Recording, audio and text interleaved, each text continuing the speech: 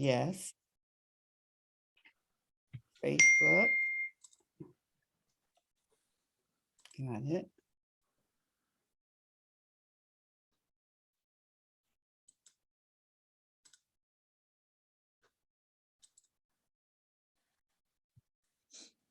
Here we go.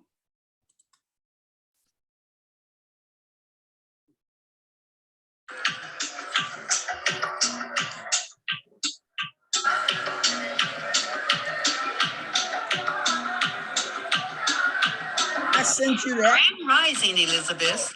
Thank you for joining us this morning. At 9 a.m., we will close our social media and continue on Zoom only. Join us by getting your Zoom link at elizabethvisionaryconference.org. We'll be there until 10 a.m. You can join us now, and we'll see you in the Elizabeth Zoom room. Today, your hosts are Mama Ayaba Bay and Mama Awa Asaseya. Enjoy.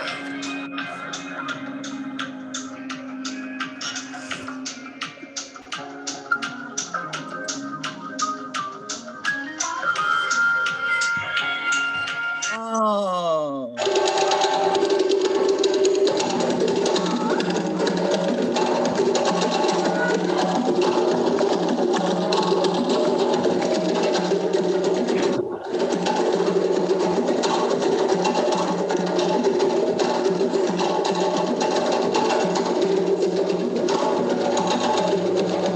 What a way to start the day.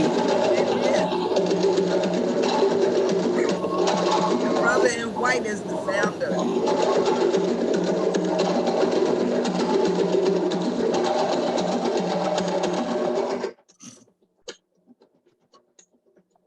Come on, girls. Yeah.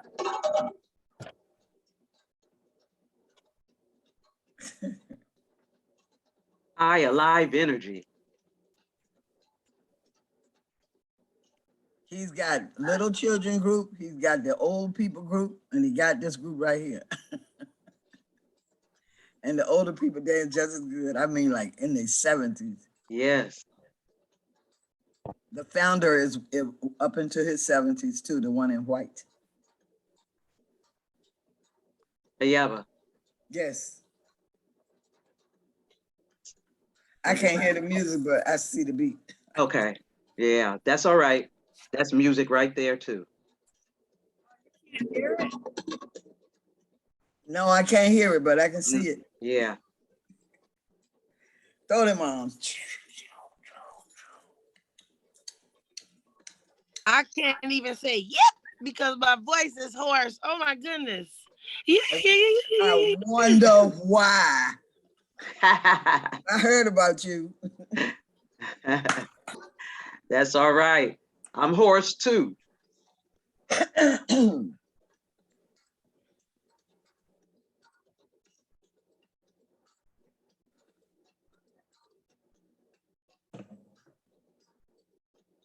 We still can't hear it, Mamacita. Look at that. Look at that. If we turn off our mics until the video is done. Well, so you don't hear anything. So let's go on. There's no need in playing. You don't hear it. I know we enjoy the dancing and stuff. I'll have to figure that out. Why y'all can't hear the music. You was hearing the music before, right? It started off that way. Yeah, with the jazz, African jazz. Yes, yes. Yeah, and then it will. Anyway, we are the music. All right, all right. That's okay. Moving on. Moving right along. Moving right along. The melodic Never, voices backwards, of never. our conversations. Here we go. Welcome, Linda and Mama Awa and Mama Hetaru and our Hope Smilling. Is this the same brother that was here before? He was here before? No, I was invited to come last week, but I just didn't get it together. So I'm blessed to be here now. You got it together now, right? Okay. Mama Star, Mama Evelyn, Mama Deetra, and Greetings, greetings. greetings. Ah, Take it away, Mama Bay. You're on mute. Maybe I should have been saying something else. How y'all doing? How's everybody this morning? Welcome, welcome, welcome. I mean, how's everybody this day? Yes. I like the way the Australian people say good day. So have a good one. good day. Hi. And this is my cup of tea this morning. It takes a whole village to raise a child. You know, America, United States, they get a hold of one phrase, they'll wear it out.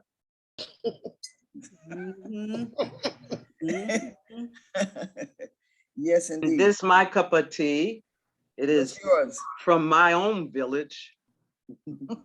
Oh, beautiful. Is that one of the cups you made? I did. All right now. I did. Miss Linda, you look familiar. I know you're not, but you look familiar. How you doing? You one of the Greetings, gang. Thank you. Linda, where are you from? I'm from Manhattan, but I'm in Syracuse right now. Oh, okay. Welcome. Yeah. Welcome. This your Thank first you. time? Yes, it is. Yes, it is. How'd you find out about us? Hoped invited me. Mr. Smilling. Nice. Yeah. Thank you, brother. I'm honored. Thank you, guys. What we have here, we're not like The View. We don't have that kind of. We love each other. No, that's right. And most everybody here speaks of their own personal life experiences as well as a collective response to the road of life that each has traveled, and come to find out that it might come in different plays, but it has the same theme. Ashe. Ashe. So this day, and the way we do also, we jump in and share. There's no particular order to it. It's very organic. Okay. Although we try to It's have a conversation. We're just having couch conversation. Wonderful. That's a good way. Couch, kitchen table. Yeah, that's what it is. Okay. Okay, so we're gonna roll out with, I'm gonna start off with this one right here. The topic of our session is called, "And Then There Was Woman." You know, like everybody, when they talk about what came, this one came, that one came, the other one came. But in the European style of speaking, the woman is not held up in a high rank.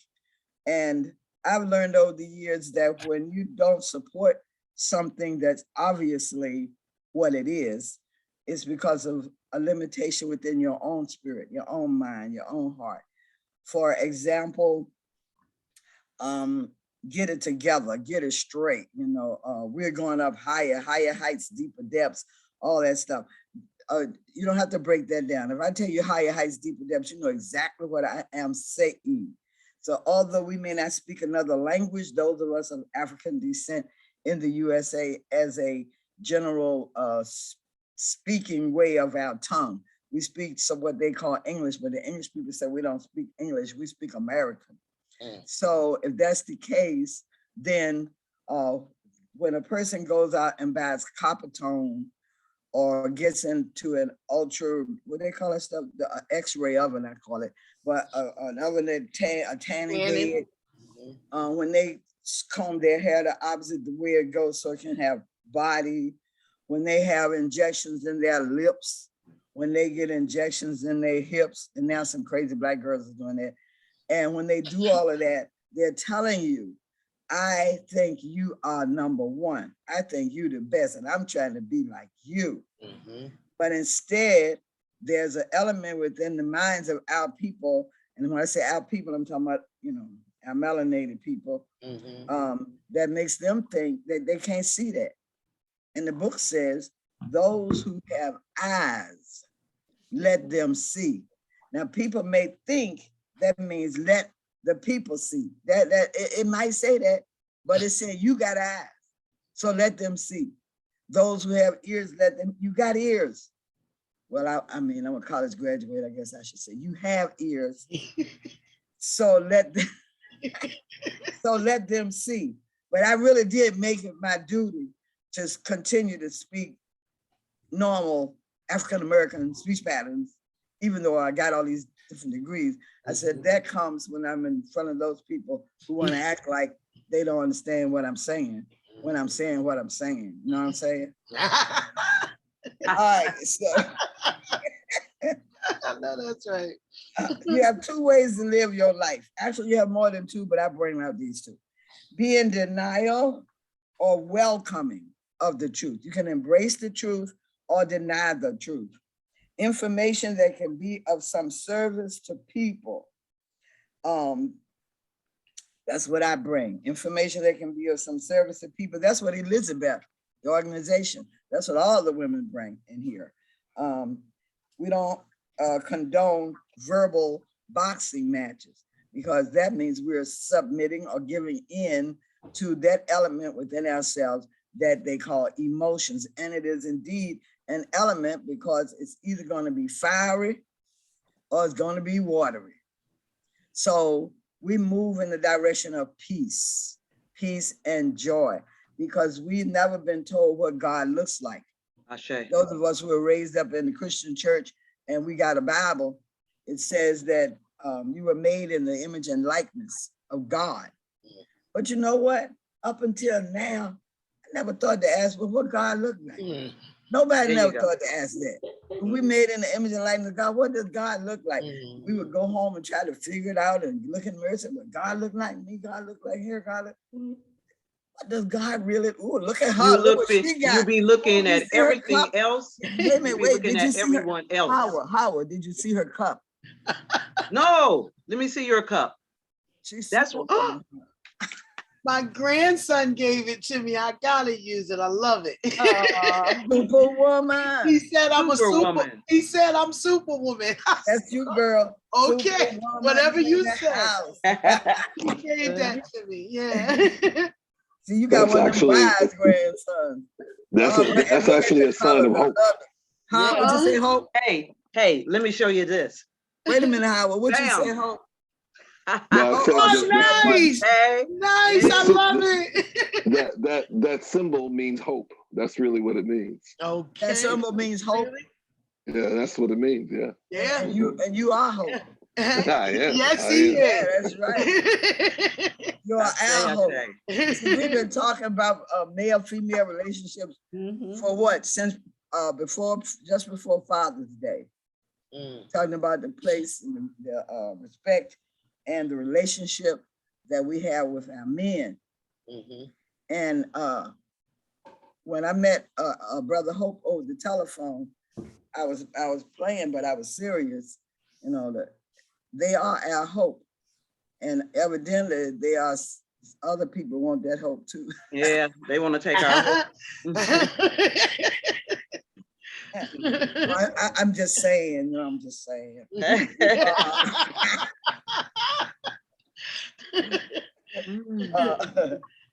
Hey, we know what you mean. We got you. I know that. That's why I can talk. That's why I can talk in code. I was just getting ready to say, we create our own code. That's right. So, and then there was woman. And then what precludes that is woman is defined by the presence of what they call God, Allah, the creator, within her. Now, y'all might not be ready for, I'm getting ready to say, but this is Elizabeth's, y'all ready for everything. So what I'm saying here is that when we are working in one accord with universal intelligence, what people call God, and a culture, I like to also say that because culture dictates the way that you live, the way you think, the way you make decisions, the way you walk, the way you talk.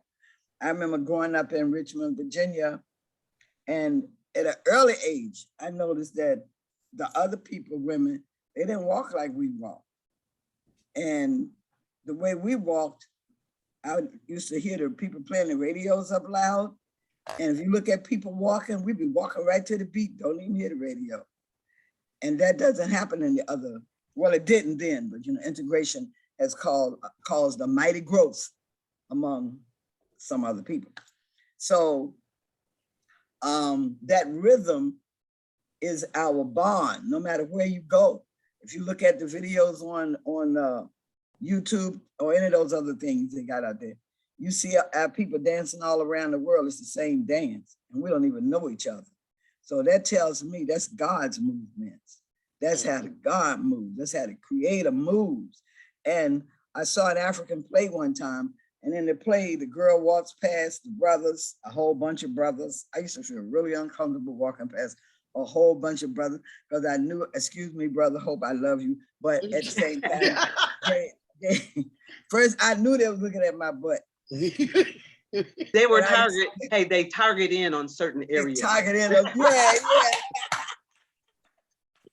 For real. Thank you, sister. That was beautiful. And so I would feel a way about that. But then as time went on and I began to appreciate the work of nature's God, that's from Sun Ra.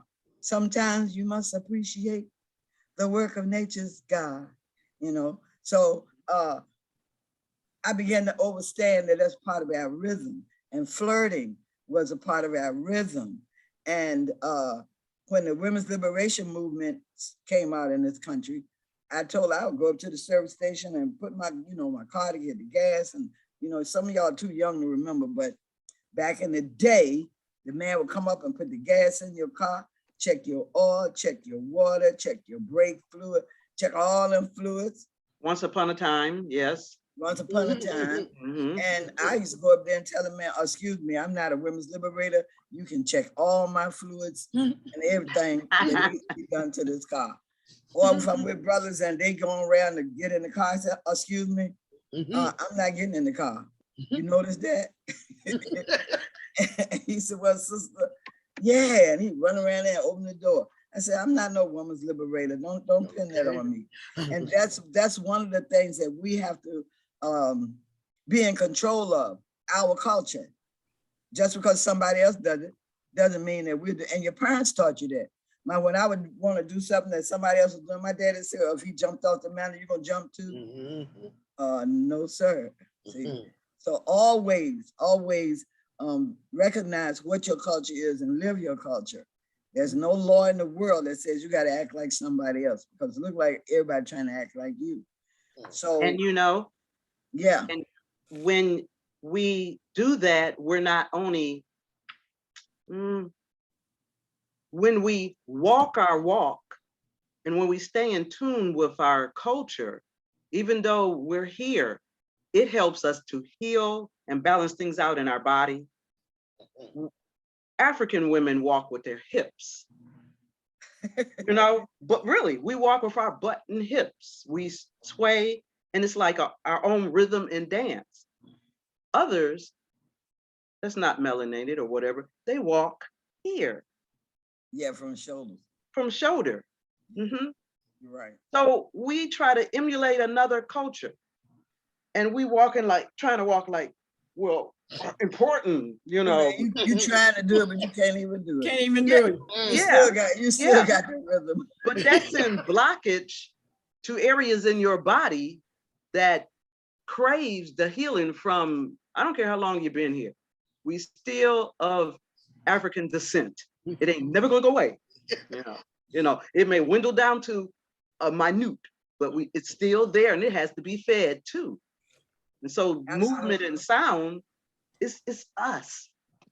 And Native American, if you get a chance to look at any of the women dancing in the powwows, this year I really got to look at it. And they move, I don't even have words for that. They move in such a way that's so mystical. It's like a wave. That's what I noticed. Yes. It's like a wave. Flow. And they're all doing this. up and down, up and down. But when you see it in a big row of women, it's like a wave move. That's I get chills talking about it. Yes, Lord. So we have so much that we can do. We're not doing that we can do. When you walk into a room, Elizabeth's, you walk into the room like you own it, because you own it. You walk in with your head up and you be dressed in your royalty because you are royal. You know what I'm saying? It's a wonderful. And your mind may think that, oh, it's envious, or but it's not. Envious. I'm just saying, from the healing part of it, it's just to do that is you resonate with your confidence. This is all building. Okay, Ma, go back to you. I be jumping. My mind goes there. I apologize. It just look. She's a Taurus, but I said, "Where's your moon?" So am I. Oh, there's another one. The rulers of the earth. I said, "Where's your moon?" Because your thoughts be jumping around like that. I know. I'm supposed to be fixed, No, you ain't supposed to be. That's not what it means. It means you are reliable. It means that when we need you, you there. I'm there. That's what it means. It doesn't mean you are.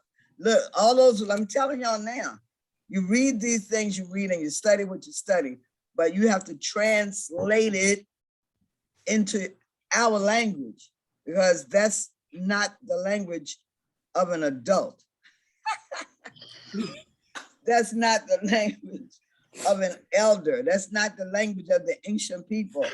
I made a commitment when I was a young girl, being I was the oldest of all my cousins, that I would have to speak to adults in the same way I speak to children. If children don't understand it, then I'm not being clear.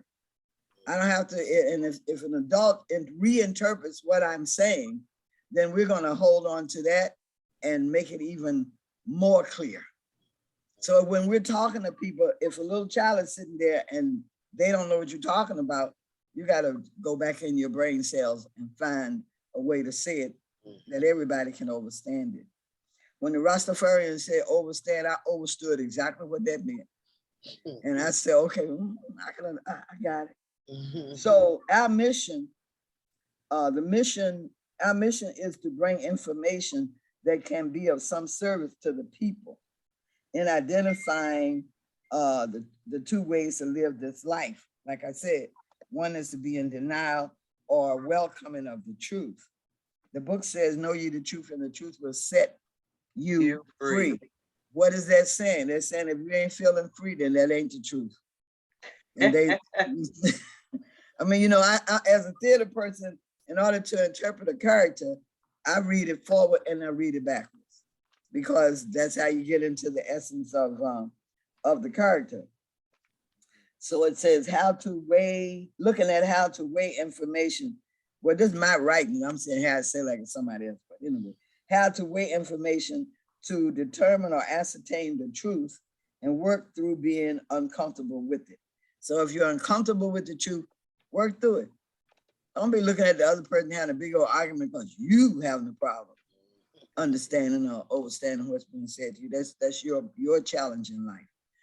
The Source Society, of which Elizabeth heard me speak of each time, teaches us that these challenges we have in life, where sometimes a person may say, I don't know why my life is going like that. I don't know why this is happening to me. I've been a good person. Why all this stuff is happening to me? Well, one young girl who's I grew up with in Brooklyn, New York, because I tell everybody when I moved to Brooklyn, I died and went to heaven. So one of the girls who dropped light on me, she said that when you are speaking with people and you say higher heights, deeper depths, immediately you see what's up and understand that what's under it is simultaneously equivalent to what's up. There are people who say that the higher the mountain, that the deeper the root of that mountain goes into the ground. I don't know, I'm not a mountain person, but that's what I was told. And I can understand it. So in a mathematical way of thinking, we take a look at life as a product of, number one, the imagination through the stimulation of creation. Life, the imagination, God imagined all this through the stimulation of creation. You can't create without being stimulated. You got to have a reason. You got to have an inspiration for that creation to pour out of you, as Sister Hawa can attest to, because everything, if I'm not mistaken, the painting you see behind her, she created it. And the cup and the dish you see behind her left shoulder, she created that. She's the queen of creation. So Oh yes. You know, I'd be into my teapot thingy. Oh, beautiful. That matched the cups that Right. and we're gonna talk about. you even paint the bottom. Oh, when I had a magnificent teacher and ceramic teacher, and she would win competitions. Here in Indianapolis, she was the only, at that time, African-American ceramicist. So she had to go up against all others. And when she did shows, she didn't want to put her name on things, you know? And she would win bam, bam, bam each time. Oh, wow. And they'll find out that the African-American one, you know? But she told me you have to go beyond. See, that's like what we're talking about. Go beyond their spectrum. So I paint in every little corner that I can. Just to add that extra, this is a different texture and a different, it feels a little different than this part here, because I use a different paint. Nice. Yeah. It's beautiful. Yeah, so inside, oh, it's dots on the inside too. But what I do basically is not just, I do it to tell a story. You know, I have something called the storyteller pots, and they supposed to, when you look at them, it's like we all have stories and everything. Right. Story Nice. that I'm I telling. like that. I like that. I used to say when I was little that, and that was way back then, I wanted to leave a little piece of me with everyone. And so I made, at the time I had 6 aunts. I made all 6 of my aunts a crochet blanket. Oh, nice. And do you know, half of them is passed on, but the blanket is still here. Okay. Nice. Thank you, Hawa. Oh, And that leads me into, I'm coming to you, Hopeton, my darling. Okay, imagination. we just the icebreaker right now for the main event. Look at life as a product of, number one, the imagination through the stimulation of creation, thus bringing about the manifestation of the instrument of the transportation of the divine creation. Humans call it a baby. Oh, you didn't know I was going there. All right, I will repeat it. In a mathematical way of thinking, we take a look at life as a product of, number one, the imagination through the stimulation of creation, thus bringing about the manifestation of the instrument of the transportation of the divine creation humans call a baby. Wow. And what is that? What is that? What is that stimulation of creation? The seed that comes through the man into the woman, into the womb of man called woman, into the manifestation of the life force that people call a baby. In our culture, It's called The Ancestor Returning. See, and so when I grew up, the older people will tell you who you look like, who you sound like, who you walk like, who you talk like. So the culture came through, even though our intellectual part of our mind had no idea that it was connected to a larger or a group of people in a country that has over 52 states or nations in it. That's so big, the USA could set in it 2.5 times. And that they call it Africa. And in the Greek terminology of the word Africa, it means, hold your breath, skin of God. That's what the Greeks call us, the skin of God.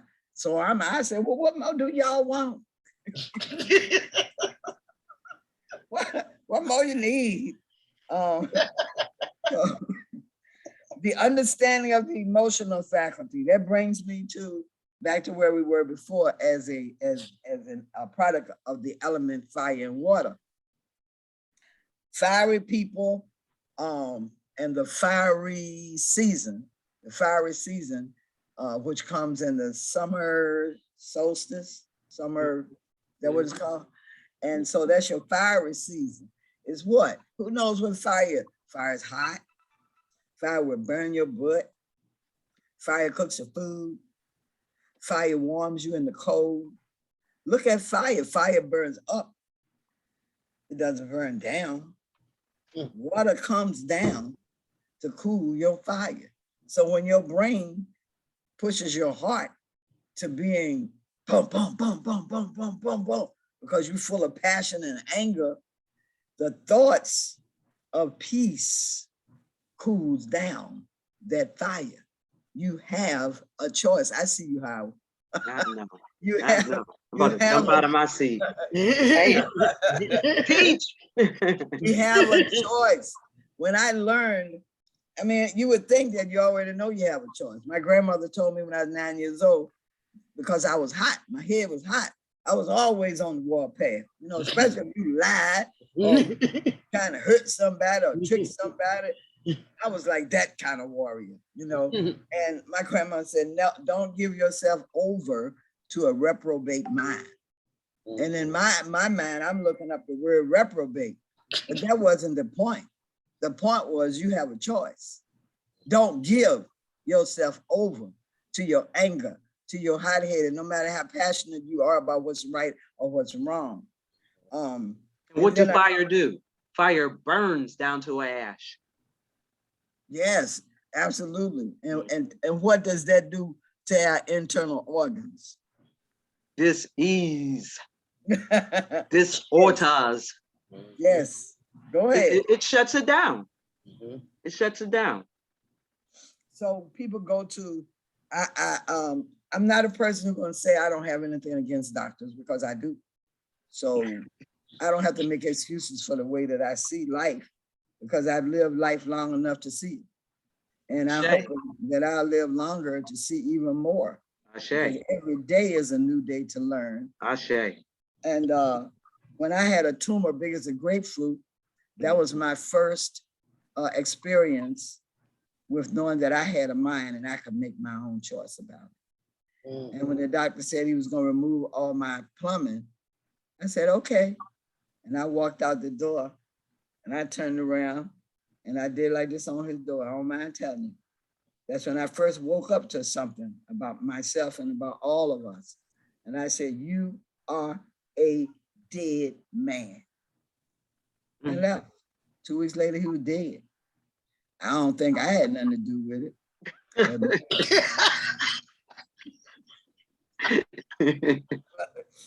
The truth will set you free. The truth. I determined then that I'm a warrior for God. I'm a warrior for righteousness. I'm a warrior for truth. And if I'm a warrior for that, why am I walking around scared of people who lie, who kill our people and act like they're doing something to help us? That's not just a lie. That's devious. That's devilish. That's wicked. That's evil. you're murdering somebody. You know, I think that living death is worse than the death that happens when you actually leave your body. Ooh, yes. And all these so many sisters are walking around here in this death. flesh, in death. See, it's about the living word. And I'm gonna bring that on in here with the fact that brothers too. Brothers have it harder than the sisters do, because the brothers are living targets for these crazy people. So sisters, what's your job? Your job ain't to be telling him what he ain't doing. Praise him for what he is doing. He already know what he ain't doing. Because if he didn't know what he was not doing, he wouldn't always be sometimes so up and down with his emotions. By that, I mean, he'll close your butt out. You trying to talk, he don't want to talk. And then you will get an attitude because he doesn't want to talk, because you taking it personally. But you have to, but you have to remind yourself that you are the reason he's here. Excuse me? The womb man, the womb of man. Where does he come to rest? In your womb. And when you're fertile, a few months later, someone else gonna come out of your womb. So we must be the queens that we call ourselves. We must be the empresses that we have been entitled with. And well, if I could only tell you, the rings around your neck, for example, in African culture, the rings around your neck and the rings around your wrist tell the people in the various villages or towns or countries where you may visit who you are. For sure, for sure. There was a sister who had a PhD. She moved to Ghana, and when she walked up into to Accra, there were people who walked up to her and prostrated themselves on the ground before her. She comes from the United States. She ain't been gonna know what was going on than a man in the moon. But because of the markings on her neck, they told her, they took her straight to the village priest, and they told her that she was a reincarnation or a return of some woman who had been the queen mother of that village in times before. And she wasn't allowed to leave. She had to stay there to Hope, you look like you know what I'm talking about. She had to stay there to take care of her village. Wow. See, so this life we have, this ain't no joke. You know, we were made stewards of this earth. We can no longer afford to sit back on our fear and not be the stewards. It's a fabulous job to be a steward. You know, and that doctor that I was telling you about, he had become known in the Black community as the womb snatcher. And I'm saying, well, what y'all doing about it? Nobody knew what to do, because, you know, they raised us up in fear. And when you're raised in fear, you serve fear before you serve God. You'll tell yourself that you're serving God, and God gonna remove this, and God gonna help me with that, and God gonna move mountains from me. Yeah, but who doing the moving? You are. You understand me what I'm saying? Let's get real here. We said, God walks with me. Well, who's walking with God? If I walk down the street and you grab my hand and I'm hold your hand back, that means we walking together. You walking with me and I'm walking with you. Those who have ears, let them hear what the church has to say.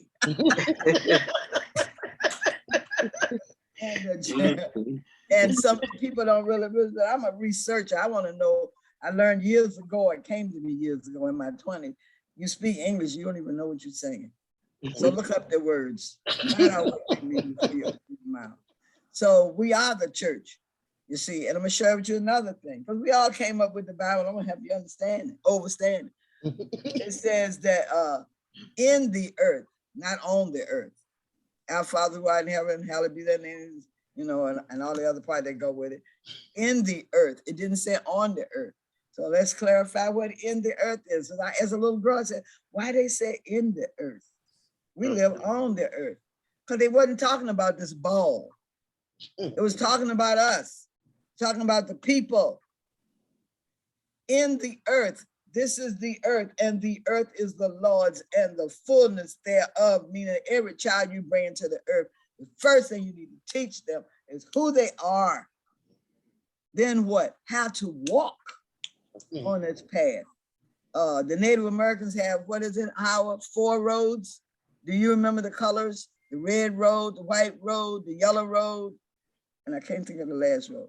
Was it hope that I know you know, so come on, tell me.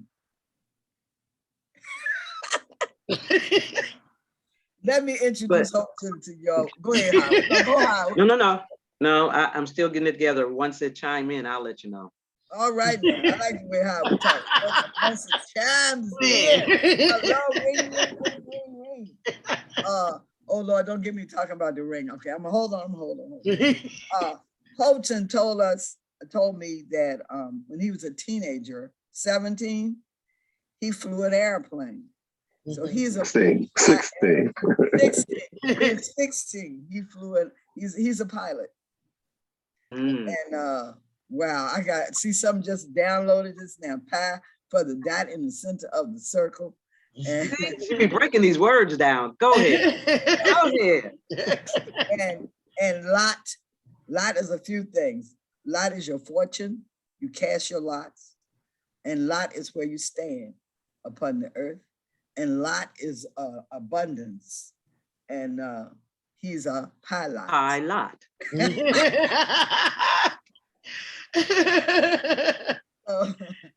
Would you share with us, please?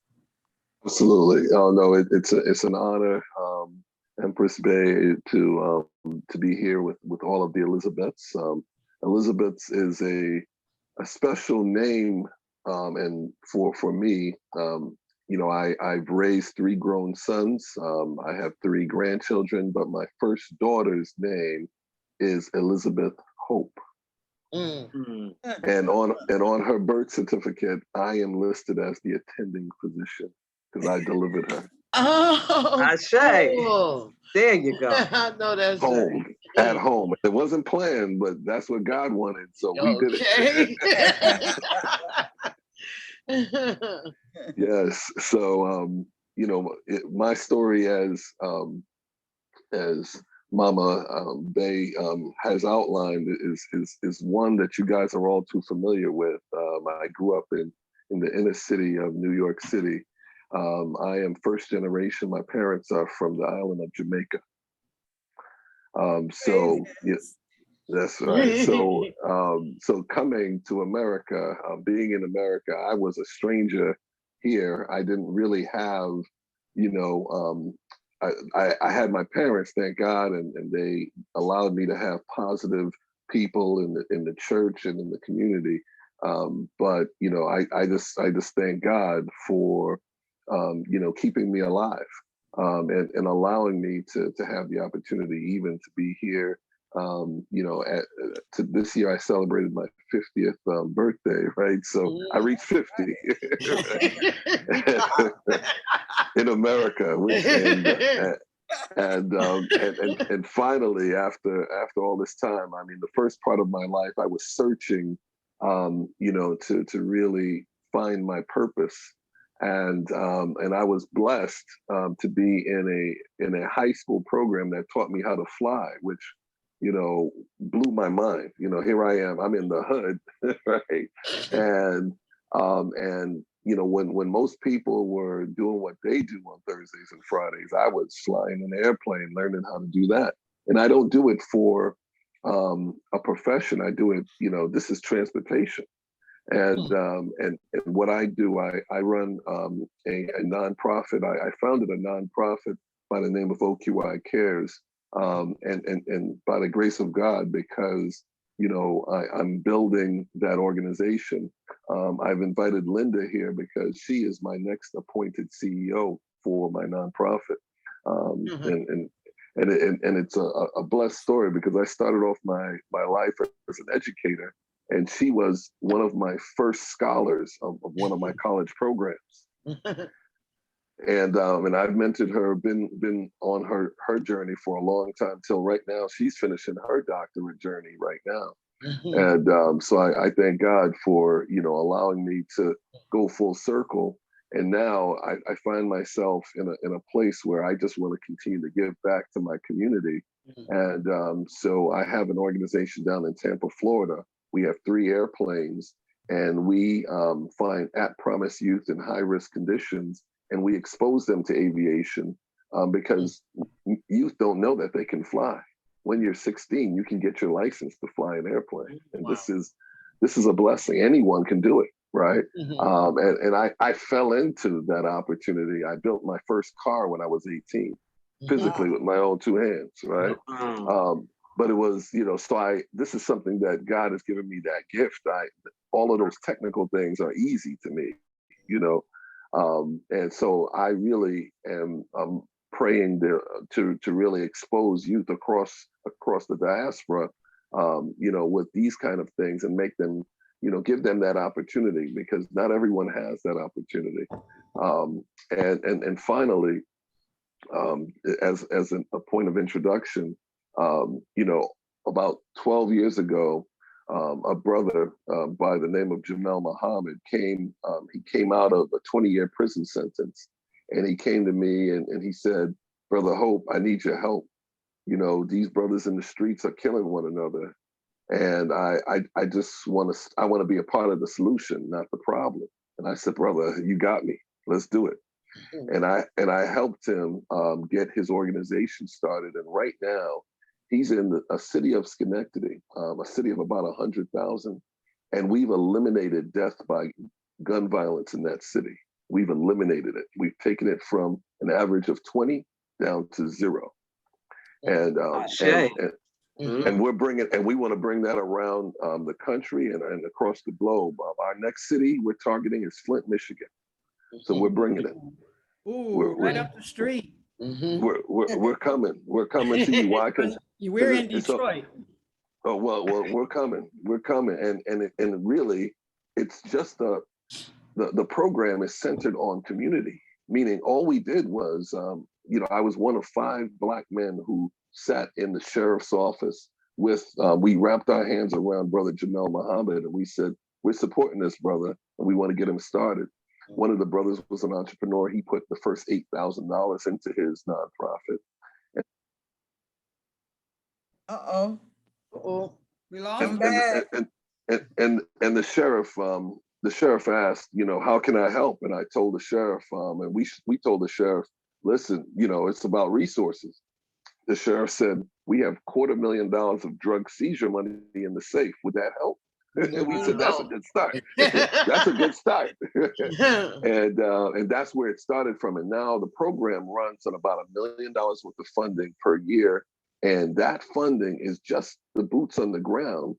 And here's what the program is centered on. It takes community. So you imagine everyone, the superintendent of the schools, the head of the hospital administration, the mayor, the head of, public, public works, the folks who take care of, the police, all of the heads sat around a table, and we told them, listen, because when a youth shoots another youth, that's not the first time they got in trouble. They cut school. They had problems at home. Their parents were missing. They got into a fight. There was signs before they picked up a gun, right? Because our true nature, as you already know, the natures of man, our true nature is peace. Our nature is not war, right? And so when so we got this small community to wrap around. And, at first everyone was saying, well, the law doesn't allow, the law allows you to allow a kid to walk and go get a gun and shoot somebody. No. Right. So if a youth is in trouble, it's important for someone to let someone know. So that now is the culture of the city of Schenectady. By the way, the city of Schenectady is the first city in America to have electricity, right? So, because that's the city of Edison. And we know It was a Black man that put Edison on the map. So it's an interesting kind of ironic point that this city is the first city to have light in this kind of way. And so we're excited about that program, and we want to spread it, because essentially all this program is doing is acting like the parents for those households that don't have parents. Because I remember, being, a youth, the one thing that I loved about my parents, even though they didn't understand America, they knew hard work, and they knew they wasn't going to just let their kids just walk on the streets and not do anything, right? So I had my mother there, and I had my father there, and so I was blessed in that kind of way. But I was always 5 degrees from someone getting shot, or an incident of violence, and God navigated me through that, and I didn't have to suffer that. But that's not true of our brothers and sisters right now, across the diaspora, as you all know. So I'm excited for that opportunity, and to really spread that program, and that's why I'm so excited about appointing Linda to be the CEO of OQI Cares, because not only are we interested in spreading that program, but we're interested in sewing in organizations like yours, and that's why I'm partnered with Empress Bay, because we know that there's no lack of funding in this earth, and we know the funding comes from the motherland, right? So there should be no limit to this funding. In fact, I'll drop one last thing, and then I'll be quiet. When God created the earth, a lot of people they think that gold is just landed on the earth by accident. No, God took the gold from space. There's unlimited amounts of gold in space, right?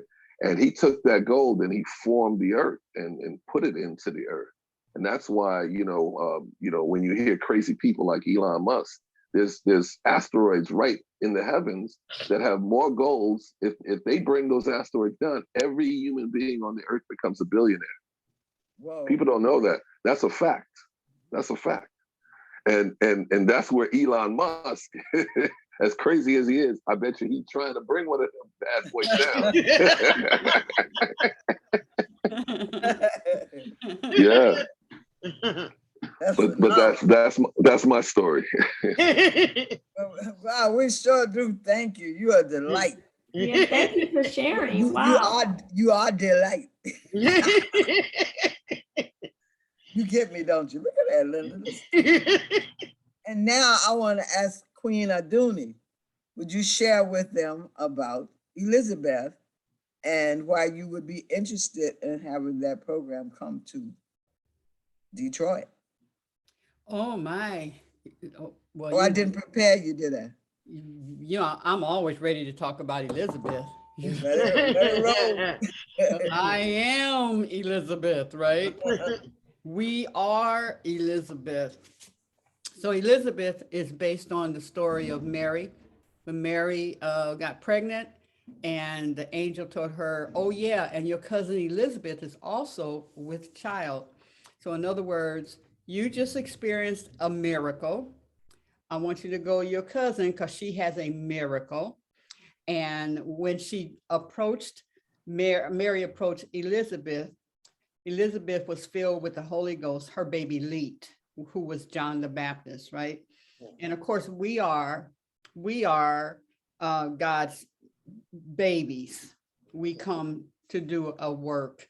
And so the gist of it is that you want to always be around, you want to surround yourself with Elizabeth, people who are pregnant with visions and dreams, so that the babies leap like our babies are leaping right now, just by hearing what you're sharing and such. And it's male and female, of course, but we are focusing on the female energy of Elizabeth.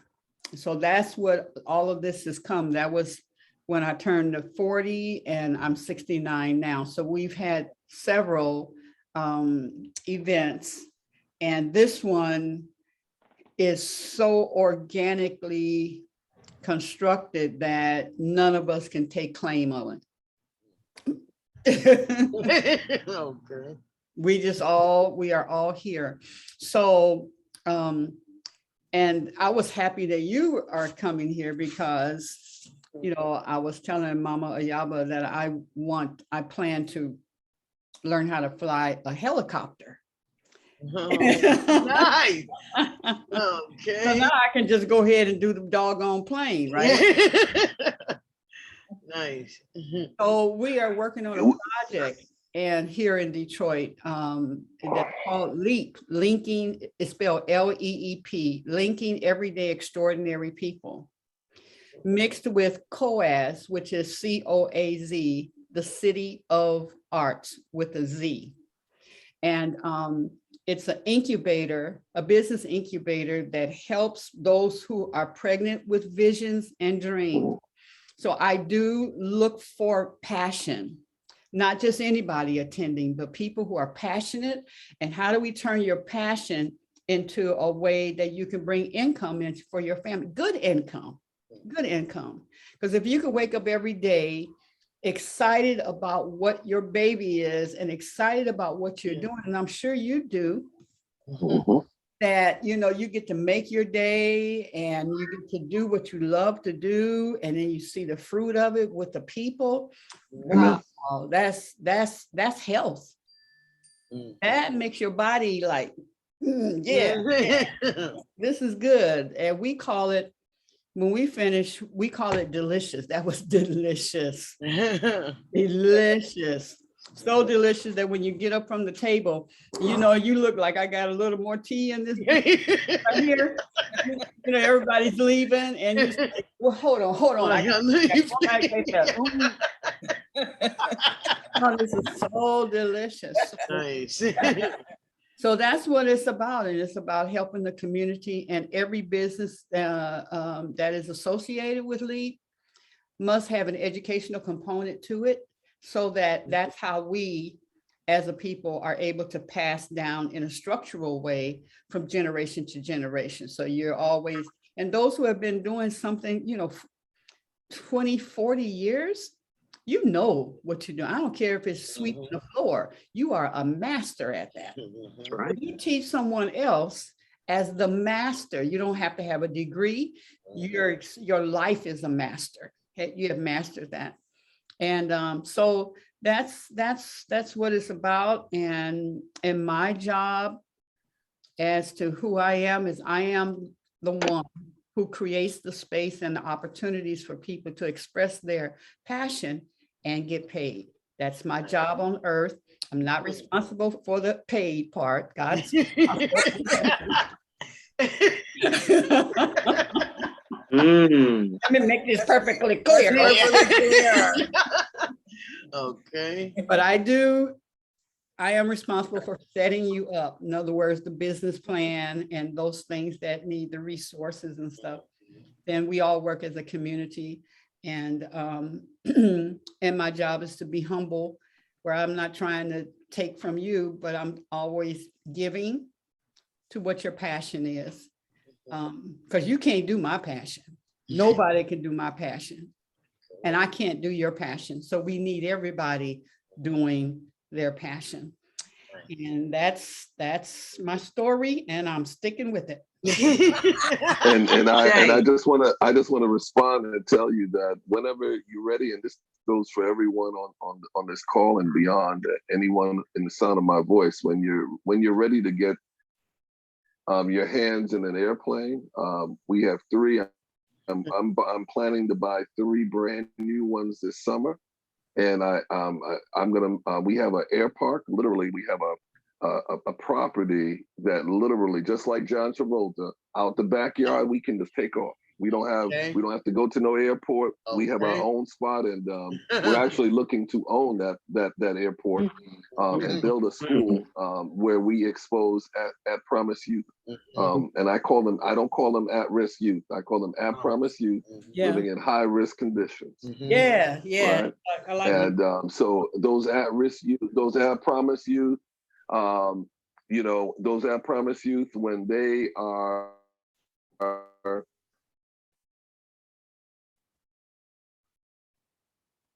ready for you can take control of an airplane. You know, it shows that, you know, your dreams can come true, because, you know, and everyone in this room right now, I can put in an airplane and I'll show you how to take it off. I'm not telling you everybody can land on the first time, but everybody here will be able to take an airplane off, right? So it would be our honor to host you guys. Whenever you want that experience, you let us know, and we could even bring the airplane to a town near you. We are connected with all of the Black men and women pilots across this globe. We know all of them.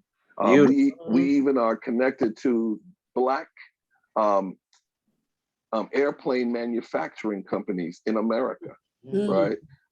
So yeah, so we'll you know, we can land airplanes as, you know, they move, so we can bring them wherever you are. I can see me in a plane. Yeah. I know, right? Mr. Smilling, your sound is going in and out, just so you know. All right, thank you. Yeah, it's breaking up a little. Yeah, and the other thing is that we have a city airport on Connor, and last I heard, they were trying to figure out what they was going to do with it. It's been down long time, years, yeah. And that would be awesome to have. You know, I can check out and see what's going on. They were trying to figure out what they was going to do with it, but I think this kind of program would be superb, just superb. Yeah, let us know. We want to build this program across the diaspora. We're working right now in the Caribbean. We're working in South America, Africa, and as well as you know, America. And not only are we doing that, but we want to make sure that the funding to get it done is in place as well. So we're not asking, you know, for those localities to produce the money. We know that there's unlimited resources, and then the other part of it, and this is the long-term play, because our community does not have access to the wealth building tools that we should, right? You know, and the wealth building tools are there.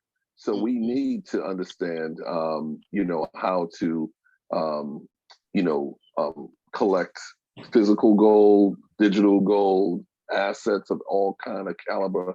And I'm happy to introduce you guys to that as well. You know, because things like Bitcoin and physical gold and historical assets have changed my life. And I'll leave it right there. Yeah, I can imagine. You know what? This is a wonderful tool for survival. Absolutely. It's like, can you swim? Can you fly? Absolutely. Absolutely. Yeah. Really good perspective to have. That being said, it is past 9 o'clock, and we said our word was we was going to stay till 9, and then we was going to leave social media and YouTube and Facebook. But if you want to continue with us, please join us. Go to elizabethvisionaryconference.org and just hit the button that says Zoom. You'll get your link, and then come on in, and you can use that same link from now on. So we bid you a wonderful Wednesday. Okay? And we're going to find out more about how to fly and how to turn your life and get above all this mess. Yeah. Thank you so much for including me. It was such a wonderful time meeting you. You're not going anywhere. We're not going nowhere. You on the Zoom already. Let me get my coffee. All right. I'm ready. That's Mama had her room. Now you know. Hello. Okay. She's the greatest of the imaginators. Imagine you're gonna stay. Okay. And we want you to stay. We want you and the brother to stay, unless you have to go. No. And we have another brother gonna come on in about 10-20 minutes. He's from the Igbo people of West Africa and Nigeria, and he's a young man, and he has, same with you, his stuff started out when he was 16 just amazing how, see, I already have said, they start us in school too late. We ought to be in school as soon as we learn how to talk.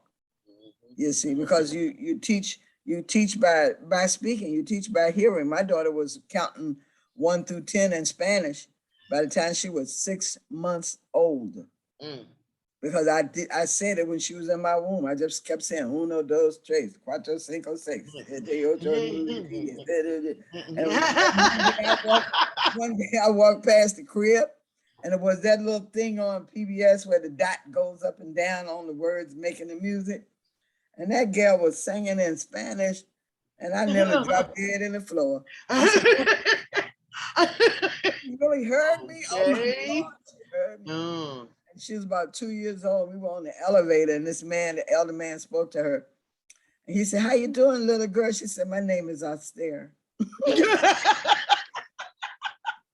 Correction. Okay. And he said, "Well, how old are you?" She said, "I am 2 years old." He said, "Well, you might only be speaking that way." And she said, "That's how I speak." I mean, and then her children come along, they all the same. So the limitation is placed on the life being that comes through this world. They don't come here limited. Yes, Heru, you want to say something? Go ahead. I mean, yes and no. Well, first of all, I want to say thank you to Brother Hope Smilling for what he is doing. And notice he didn't use that 3-letter word not one time. Y'all noticed that, right? Not one time did he use the 3-letter word. We are, I am. Yeah, come on. Anyway, I want to say that I met a young lady who was, she learned how to fly before she learned how to drive here in the city of Detroit. I don't know the name of the program, but I know of several children have gone, many of children have gone through the program. I don't know the name of it, and I don't know if they're still up and running, but we did have that in it's in Detroit, I'll say that, so we can keep it live. But I just want to say thank you, and thank you for coming to join us, and thank you everybody for being here today. Give thanks for a new day and a new way to learn. And Mama Ayaba, I love you so much. Oh, I gotta love you. I want to say to Hope, what was your moment in the sky? Like an epiphany or a. I want to put you in the sky, and I want to feel with you. It's like, what was that moment like? We all had that rush or that adrenaline or that something like, yes. What was your aha moment? And the baby leaped when he's like, whoa. Whoa. I thank God that that I've always that my parents raised me the way that they did, to put God above everything. Yes. People first, right? Then money, then things, right? So I've always valued people. And so, being exposed to aviation was amazing. Right? That was amazing. I think raising my 3 grown men to be productive and and as the word says, them by their fruits. I could put them on this call, and every last one of them, I would be proud of the words that would come out of their mouth. You know what I mean? Right. They would not be embarrassed. All 3 of them. Okay. I am a touchy person, a feely person, because that's my holistic. And so all that is beautiful, but I want to feel that. What was that rush? I felt a spark. I felt an out-of-body experience. That's what I'm looking for. Let's go to the sky. I'm putting you in the plane, and we're soaring. I want that visual, and we're soaring. And it's like, even from the first time that you got behind and you did this on your own, I guess I'm digging in there, the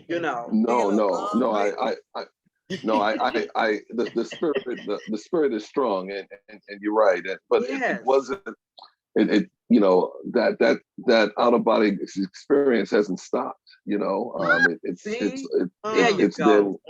Yeah. Oh no. I've been flying from then to You've been now flying because since. oh yeah, no, because I'm led by the Spirit, right? So you know, even for me to have you know, the opportunity to meet and be blessed by Empress Bay and all of you. I mean, this is you know, a blessing of God, and as I said, you know, I know growing up in the neighborhood that I grew up with, you know, I could have died every day. You know, I knew that, right? And every time I left the home, I just, you know, I prayed and I allowed God to lead my footsteps. So it didn't matter whether I was driving a car or flying a plane.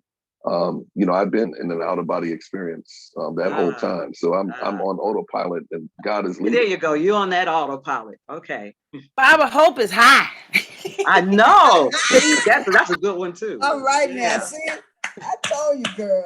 Yeah, because I can feel his passion though. My hands are getting warm. I'm warming up, and it's almost like, and I'm a visual person.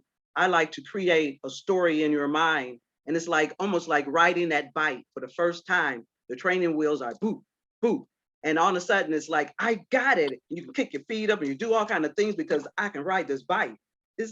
That's how I picture this excitement for you in a pilot's mind. At what age did you start?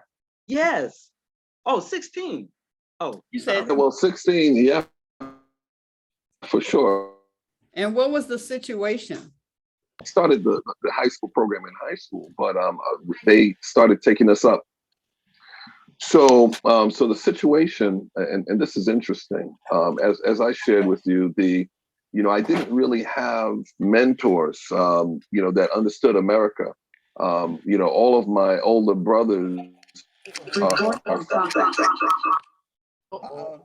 from Jamaica, and when they migrated here, because they weren't one with the Spirit. They were just trying to do what the man would tell them to do. You know, sell this weed on the corner. You know, or whatever, and they were met with you know, that resistance, and so you know, so I was blessed. Before all of that, I had fear. I really had fear because, you know, growing up with a Jamaican father, you know, it wasn't easy. My father was really tough because when he grew up, and he was 15, my father built a house for his mother at 15. Right. So when he looked at me, right, when he looked at me as an American child, in you know, he was like, "Look at this American," you know, you know, he's lazy. He's sitting in front of the TV, you know. Ooh. Broke up. We lost you. Freezing. Yeah. We lost your voice. Yeah, you're frozen. Yeah. Hope, come back. Linda, yes, I'm share some. Since we are still back. I didn't know if he was popping it, and now you freezing. Hello? I'm here. Oh, you froze on me now. I'm like, wait, what's going on? Yeah, tell us something about you, Linda, while he's coming Baba back. is flowing. Baba is Flow. flowing. You said, Baba, you got to start over. Start over. I know. Stop the press. I know. You know what? I remember I was raised in a single family household. My dad left when I was 3, and mama was everything. And she raised us. She said, I don't need you. I don't want y'all to want for nothing, but you need to work for it. And you know what I mean? And she instilled things in me. And mama used to always say, I'm giving you cards, put them in your pocket and hold on to them because you're going to need them. And I got 2 grown daughters now. They're 35 and 36, and I've raised them the same way. They're thriving. And I started my educational journey and met Mr. Smilling And I didn't even realize I was smart. I didn't realize I was an honor, a valedictorian. Go ahead. I was like, well, go ahead with your bad self. Yeah, I had no idea. You know, I really had no idea. And I'm ashamed to say it now, but I didn't know my culture. I didn't know my history. I had to learn it. You know what I mean? So in that growth, I just want to help. And I can't lose one more child. Right. I can't, I'm looking around in my neighborhood and little girls that go outside with scarves on your head. You didn't have a mama to tell you not to do that. You know, it's little things, but I just want to help. You know, if I can save one child, I'm okay. If I just want to leave a footprint of education, that's what I want to do, you know, and Mr. Smilling is helping me. He's giving me the opportunity to have all of this funding and I can help. He said, how many people can you help? Go help. That's what you want to do. And he made me the executive director of the organization and I'm gonna run with it. I'm gonna run with it. And that's why I said, I'm so honored to meet sisters who are wanting to do the same thing. Cause they're rare where I'm at. I can't find them. You know what I mean? Run, Linda, run. I'm looking. No, for real. I'm looking. I be looking for sisters that, you know what I mean? You just care. How do you not care? Because I look at kids and maybe it's because I'm a mother. These are my kids out in the street killing themselves. What you seek is seeking you. Yes. Listen. Just be that mustard seed, baby. You don't know how powerful it is. Listen. And he does, and I do, and I start my day by saying thank you, and how can I be a blessing? I want to be a blessing to anybody I come into contact with. I try and just give kindness, you know, because we got enough. You put it out there. You put your intention out there. That's what I you try hold to it do. in here. Hey, give it out. You know, you put it out in the universe. You put it out in the atmosphere. My daughters said they hate going shopping with me because I always meet somebody and start laughing and talking. Yeah. And she was like, Mommy, you making friends. Can you come on so we can go? And I'm like, she was so sweet though, you know, and I was like, and I always say, I must have a tattoo on my forehead that said, come tell me your life. Because people walk up to me and just start talking to me. So I figure, okay, God, you brought him over here. When's your birthday, Linda? When's your birthday? April 24th. Well, come on with it now! Come on! I'm done. And Mr. Holton, Mr. Smilling told me about you guys. And I've been looking at the website and just trying to get familiar. Because I was like, well, I'm meeting. I said, I got to have informed questions. You got to let me know what to say. So we laughed and we had a whole conversation. He said, go to the website, check this out, check them out. And so I did research and I'm so impressed. And then meeting y'all, I love y'all already. I'm like, I can't wait to see what else we can do. Just to find sisters that want to help and really do something. You know what I mean? Because everybody talking on social media, they so angry and they express their anger. I said, but y'all ain't doing nothing. Mm-hmm. The kids are still dying. So how long we gonna talk about it? Yeah. Solutionaries. Yes, I want to be part of the solution. You know, and that's my story. You know, and I stay to myself. I'm quiet. I got plants and, you know, and my little fish and, you know. But you're setting your vision. I am. Visionary. I'm really trying. You got to see the picture. All right. Get that word. Get that word, Mama Hess. Yeah. She said she's trying. I'm trying. Okay. I'm doing it. I'm sorry. I said thank you. She already knows. Listen. When you say the 3-letter word, it's 20 push-ups. You either gonna have better arms or change language. And if it's ing, it's 20. I bet you I won't say it no more. I bet you won't. You know, push-up. I ain't gonna say it no more. I promise. I want to chime in. I promise. I want to chime in as a musician and say that two areas of music I want to share with you. One is when the music has a conductor. You know, he orchestrates it. He helps you to manifest that music that's on the sheet of paper to make it come alive. But it wasn't always on the sheet of paper. It came out of somebody's mind. And it wasn't always on somebody's mind. It came to me to say that we are thoughts of God. We are the thoughts in the mind of God. My life is, the way I see life is that, like you said, put God first. The way I see life is what's going from the top down. I'm not concerned about the part where people are talking negative and feel bad about stuff. My concern is, where did it come from? Where did it start? What's the purpose of it? Why do you have this happening in your life?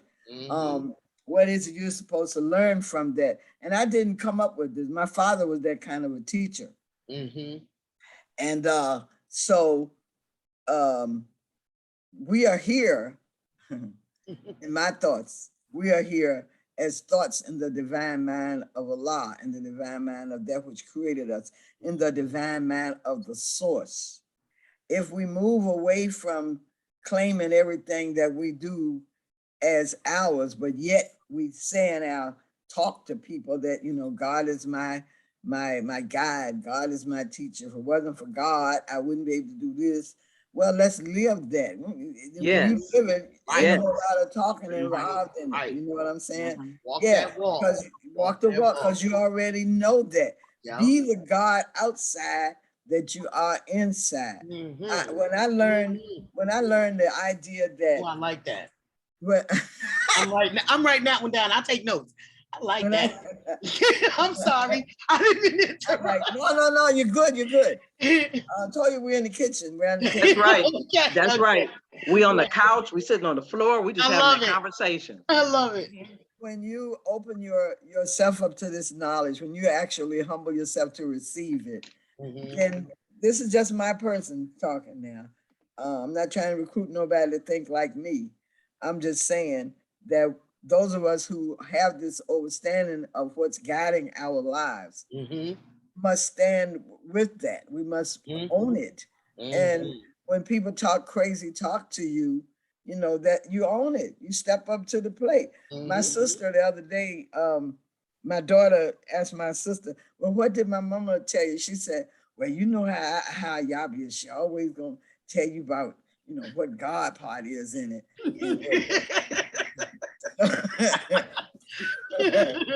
So I said, oh, wow, she noticed. So,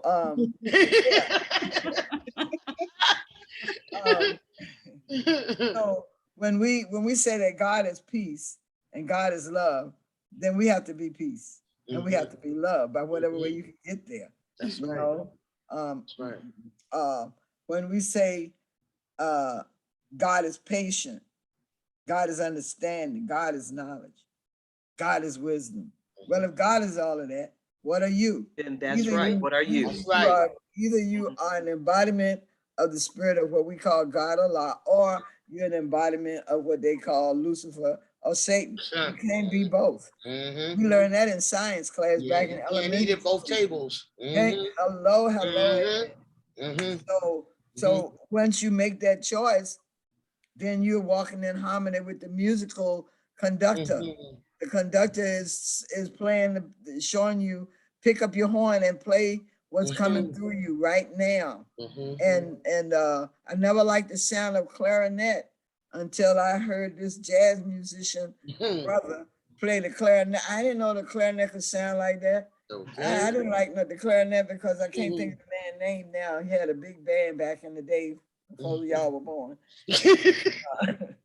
And he played the clarinet. I thought it was one of the ugliest sounding instruments, but that dude took that clarinet and blew the roof off the house. I didn't know that sounded. So I'm just saying out to say that be divine with purpose. There ain't no shame to say I'm God's representative on earth. Ain't no saying that I'm the example of what God looks like. How you know what God looks like? That's why I know he don't look like that. So my God walks in peace and love. Somebody asked me that years ago as a young girl, what do you think God is? I said, I think God is love. Well, what you think love is? How you know what love is? I said, well, it's not the way you talking. Love is unifying. Love holds things together. Love brings joy into your very expression of everything in life. I love to help people to laugh. Laughter is very, very healing, as everybody in Elizabeth know. There's even a exercise that people do where they just laugh. The first time I did that, I felt like a fool, but I understood and felt the energy. So I want to just close out a little bit because the healer with brother Eze is on the line. I am created in joy. I walk in peace. I move in patience. I stand in love. I sit in understanding. I watch in knowledge. I live in wisdom. I am guided by the 11 laws of God. And by the way, I'm going to have an 11 laws workshop in the near future that you all will be invited to join. I am grateful for long life. Light candle, burn scents, listen to Zen meditation music, talk to giving thanks, talk to your body and give thanks to your body. Don't forget you got one. We forget it. I mean, we just take it for granted. But this heart don't have to beat. It can stop any day.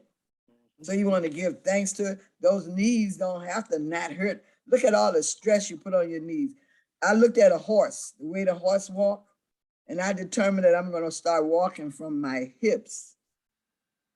I don't mean like shaking my hips or twisting my hips. The bones in my hips that's connected to my thighs. I walk with my thighs now, not with my knees. And when I feel the pressure coming to my knees, I immediately move that energy to my thighs. So giving thanks to my body, make my body smile. Make my body smile every month, every day. We are the resonance of what is divine. We are the resonance of what is divine. I'm saying to all of you, sisters and brothers, own it. Own it. Our people have spent over 400 years in the madness of this place. We have walked with our head hanging down. I have walked in the store with my hands behind my back and asked myself, why am I holding my hands behind my back? So that the store owner would not think that I was stealing anything. That's what just look at the position of it. Look, shackled. Look in the position. Yeah. All of that. Yes, ma'am. So we are the resonance of what is divine. Personification of the whole universe. Let me say that again. Personification of the whole universe. Every element in the table of elements is in your physical body. And if you don't know what the table of elements are, go online and make a copy and remind yourself every day, look at it and realize you're looking at a blueprint of your inner physical qualities. When you look at the tree of life blueprint, you're looking at the spiritual blueprint of your physical self. Let me just hold it up for people who may not have seen it. See, that's your blueprint of your spiritual body. And maybe I can get it to you all in such a way that you all can have a copy of it and print it off at your home.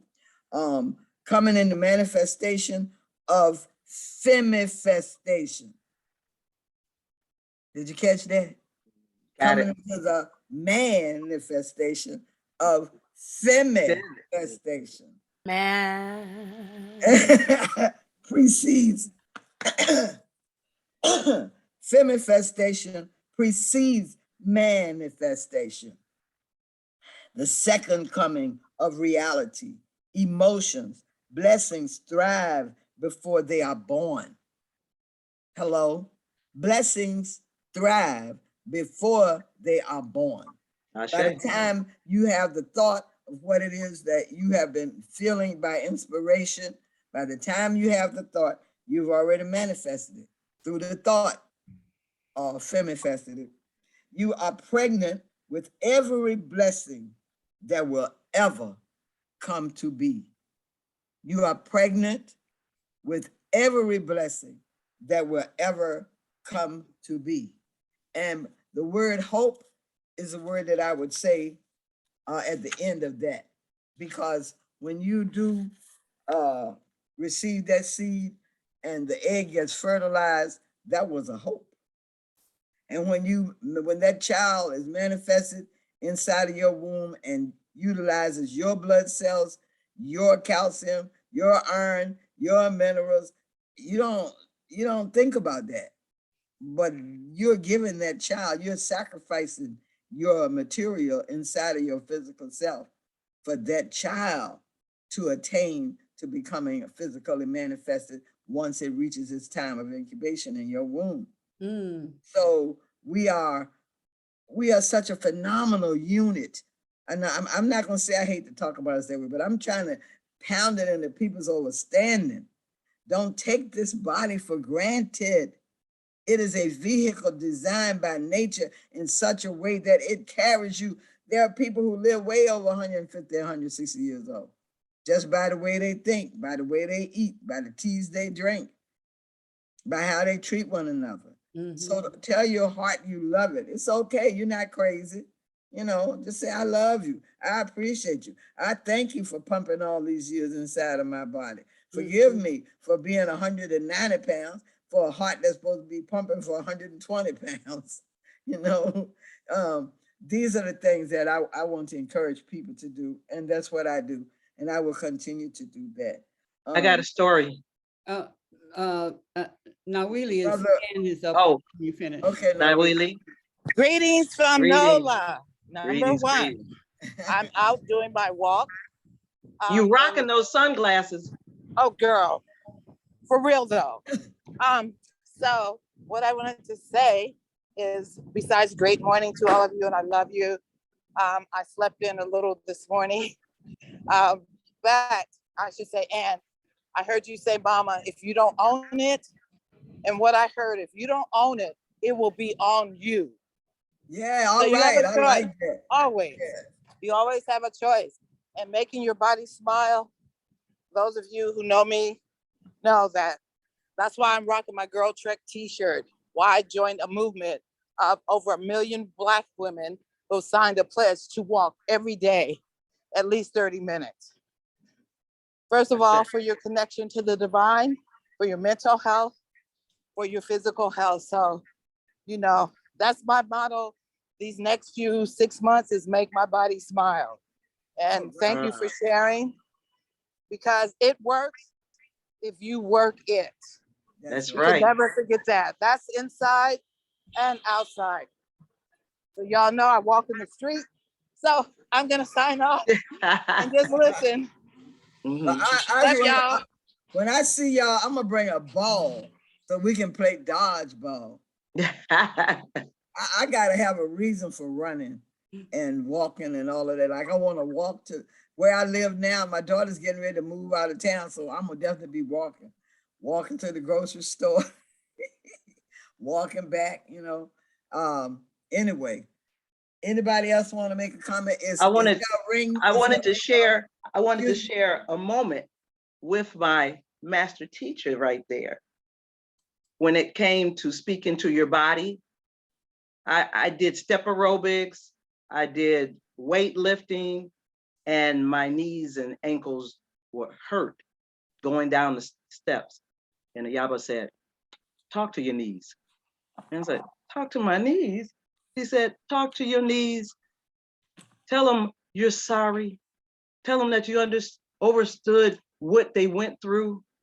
And you mean so much to me. But if you could just hold on a little longer, I will treat you to. And I said, talk to my knees. My knees hurt so bad. I started talking to them because I don't do medicine. And I just kept rubbing and talking to my knees. I started going down the steps. And when I go up the steps, after a while, I realized my knees don't hurt. And I couldn't wait. I was like, my knees don't hurt. I said, I talk to my knees. So I tell people, talk to it. And my clients, when I do my body work, talk to it. Tell it you're sorry. Tell it you understand its purpose. Tell it that from now on, I'm going to treat you a little better. Talk to it. I would like to, ring on, excuse me. I thought Linda was saying something. Go ahead, Linda, you want to say something? Oh, you got to speak your You're mute. You're muted. I'm sorry. I said I'm gonna start talking to my knees. I didn't know. Talk to my knees. I'm gonna do give it. them and give them that rub. Oh, always, because I don't do create that medicine love. either. I don't do Mhm. medicine either. No, I won't. Yeah, I'm not putting that in my body. So I'm gonna start talking to my knees. I never knew to talk to my knees. And any other part of your body. Okay. That's I want to find out from Mama Aduni. Has her ring come on yet? I mean, Oh, yeah. Easy. Yeah, he's been on. I'm here. Okay. I've been here. Mm-hmm. All right, look at her, Ruth. We would like for you to chime in as a segue into what you're going to be sharing with us. What time is it? Because I don't have the time. It's 9. It's funny because I was just texting that what time it was, that you better bring the king on in. Come on, King. It's 9:20, but just go ahead and share. We have the control of the time. It's 9:20 or 9:40? No, it's 9:41. 9:40. Yeah, it's 9. It was 20 minutes till 10. That's why. That's what I thought you meant. Yeah, Okay. but share. We with you. I'll give you. We're not going to leave you. I'll give you a strong 20 minutes. What do you say, Khalid? I don't have to be long, but I gotta come strong. Yeah. Khalid, rest his soul. So thank you all for being here and just affording me this opportunity just to share. It's a community, and I don't see anyone higher than anybody else. We just have our own pieces and we bring it to the table, and people just take what they can. It's a buffet, all you can eat. And I really appreciate the offerings you all just served me up with what you're sharing. Because I was like, what am I going to say? I was literally just asking God, what am I going to say to these people here? And then I heard her talking. And then I was like, just as you are speaking, it came. So what I'll share from what just came in is if we start with the body, this precious gift from God, right? Or the God, if we're talking about feministation. He was listening. So if we're talking like that, that comes from a divine source, right? So imagine if God came to you, or the goddess came to you and gave you a gift right in your hands. What would you do with it? Would you throw it by the trash can and not much attention or love? Or would you put it in a special place? Or would you carry it with such sacredness that it would reflect who gave it to you? So when we're talking about talking to the body, yes, one method of speech is actually talking to the body and letting it know what you need from it. That's level 1, right? That prayer affirmation. That's level 1. But in these days and times, we also got to go to another level, because talk is just on the physical level. But we're more than just physical beings, correct? Yeah, we have divinity within us. And when you have divinity, you don't need to talk to divinity. You got to act, because how your behavior shows up shows who you are. Yeah. So it's kind of like one of my favorite biblical verses is, let your life be a living conversation unto the Most High. Let your life be a living conversation unto the Most High. So if we just stay in the arena of this body, can you say that the way you treat your body qualifies as a living conversation, where you're honoring the one who gave you that body? And it's okay if it's not the case. You know, for me, it's not always been the case. And still things that challenge me within this body, and that's okay. Right? Because there's a lot of reasons why we don't do what we ought to do with what we have been given, right? It's a lot of reasons. I can run down a milieu of different things, from childbirth. First, from not having a drum when you came through your mama's birth canal, right? That drum probably wasn't there. Your ancestors probably weren't invoked and called in. God's presence, maybe, I know we on the phone with us, so maybe we did call. Someone in that room probably called upon the Most High. So we got some things, but we didn't get all the things. You know, back in the days, you know, we didn't have Gerber. You had mother's milk, which is the healthiest substance on earth. There's, you know, but what if your mom was stressed because of living conditions, relationship conditions, what have you? That mother's milk changes its quality. And then if you take that baby off the bottle, now you have a medicine that God has produced for the child's development stripped away. And comes in whatever said European product is giving. Now you're on another person's program from your cultural paradigm. The breast milk carries the knowledge and wisdom of your ancestry. It's almost a crime not to give the child breast milk if you're able to. But that's no blame if you didn't know that, because who taught you that? It's no blame. I'm not blaming anybody here, but I'm just trying to show the problems. We've come so far away from culture, from who we are, our roots. You know, it's amazing that we are able to do what we're doing with how much they try to make us dysfunctional, how functional we are. It's like weeds, they cannot kill us. That's right. We are that divine growth. They can't, they've tried. They have tried. I know they're in their think tank scratching their heads right now, like, man. Hey, Baba, I like that word for this conversation because it's not successful. Exactly. And it never will be. It never will. But the thing is, we have to remember who we are now. So coming back to the body, this body is but a vehicle. It's not even you. Of course, you got to give this body back. Be able to hold on to this body. Who thinks, no, you got to give this body back? But the thing is, how are you going to give it back? In what condition? You got a brand new 2022 off the lot. Luxury, all the bells, all the whistles, floss, and what are those things on the wheels? Like, you know, spinners, got the spinners on it. The rims, the spokes and the rims. Yeah. Back with the gangster lean. I went on the top. Rooftop. Yeah, so that's what we've been given. But then are we handing God back a jalopy at the end? Putting a jalapia in it.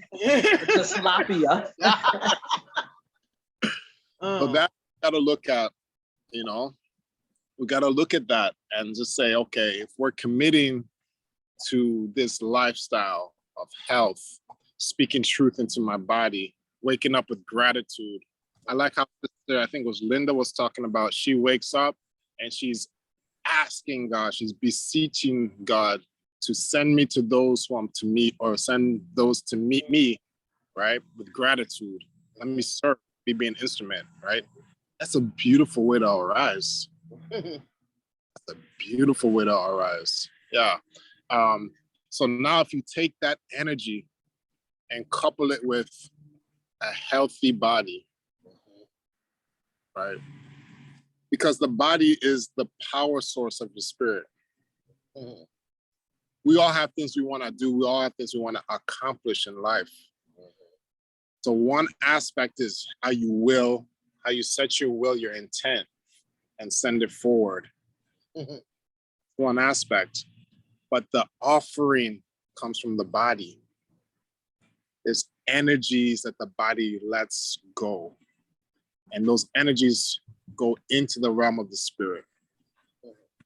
Mama Ayaba showed us that comes from the Jewish people, so-called Jewish people will call that the tree of life.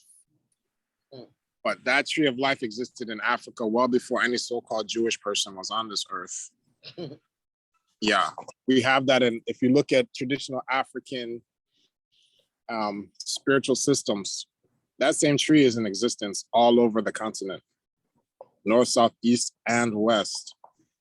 It's spiritual science when you look at that tree. Mama, can you put that up again, Mama Ayaba? Yes. And just hold it up there for him. I don't know if, can you, yes. It's hard to see the whole thing, but if we can, okay, you're right there, perfect. That's pretty good right there. Now you see this, it's a geometrical symmetry, right? If you can see Mama Ayaba's screen. And at the top, you see something saying Amen. Oh, so now you know where the Christians got it from. They're talking Egyptian or Kemetic science, African science. Every time they talk about Amen, they say, oh, what does Amen mean? Oh, so let it be. No, it doesn't mean that. That's a lie. That's a lie. Your preacher just done lied to you. And they said that. It doesn't mean so let it be. Amen means the concealed one in African culture. The concealed one. The hidden one. And that's who you are. Within your body resides the concealed one. Amen. God, the Most High. It's on the Most High of this chart, isn't that? Yeah. So not where the Most High comes from. The Most High God, they're appealing to the Amen within you. And Amen in the physical realm. We're talking consciousness. This is the consciousness. That's what God is. It's just pure consciousness. It doesn't have gender. It doesn't have any energy, no matter, just full possibility. That's within us. It's concealed. Where is it concealed? Within the body. How do you unwrap it? You have to have a healthy body. So now we're coming into the science. Okay, you can put it down, Mo. Thank you. Now we're coming to the science of, say, like Qigong, right? You're coming to the sciences of yoga. You're coming to the science of deep breathing. You're coming to the science of meditation. They're all attempting to help you, when properly understood, how to energize this temple. Now we're going to call this vehicle a temple, because now we know what it's housing, that concealed one. Can I add the science of music? Sure. Color. All of that. Wait, did you say you want to add that? Sure, I know you can speak on it. The science of music. Just one organ, not now, as you segue into. Sure. Okay, so y'all give me an organ in the body. Any organ. The heart. Heart, beautiful. So the heart has a, you can use music to activate your own heart. In the old days, sacred music was called chanting. Yeah, that was the sacred music in the old days, chanting, because those are sounds that awaken deep structures within your body and open you up to receive from above information and energies. That was sacred music, right? That later on became like, the choir and how you hear the church, and still stand in the quote unquote Black church. The most powerful aspect of that is the music that comes out of there. Yeah, that's what's kept that institution as powerful as it is. It's that music, because music is very interesting in how it connects. you to your medicine through the joy. Mhm. Yeah. You know, when you are feeling very joyful, don't you want to sing and shout? Yes. Yeah. Yes. See? That's the music. There's a harmony in that that makes you joyful. Mhm. And that harmony is all around and it can be utilized at any time. Yeah. So sometimes if I'm feeling not quite myself, I go into the iTunes, Mhm. call up my favorite roots reggae band. I left my house. Oh, Phonics. no, it's about to go down. Apologize. Okay. And if I'm not having music around, that's me kind of being lazy when I do that. I'll sing to my own self. Mhm.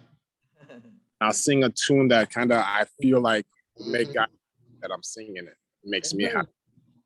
You see, but this is the power that we have within ourselves. And this is the way, like, we need to start being able to teach the world these things. Mhm.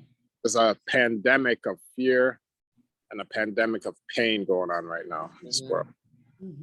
And some of y'all on this call, you have the solutions. You know, got to get ourselves organized to become first responders in our community. Each of y'all can set up something in Detroit, Michigan, wherever y'all are from. Literally have a healing health workshop, and where you just come and heal the hood, heal the community, right? You want them to be into what you're doing, give them something and let them feel your love. They'll be back, and they'll be back ready to listen to what you have to say. But how are you going to show yourself a workman approved if you're not doing the work? So I'm highly encouraging everyone on this call. You know, I'm having these online classes. Mama Ayaba told me I should plug this. I wasn't gonna plug it. I said so I'm gonna do it. I'm gonna go into the chat right now. Okay. Y'all can maybe screenshot this, or I don't know what you do. Let me see. Paste. Oh, it's Well, not. thank you for sharing what you did. I truly appreciate it. Thank you so much. Yeah, and while you are typing that, it really, what you said about the that when we exited our mom's body, there were no drums, there were no, you know, Ancestors. no nothing. Call of the ancestors. One, I never even thought about that as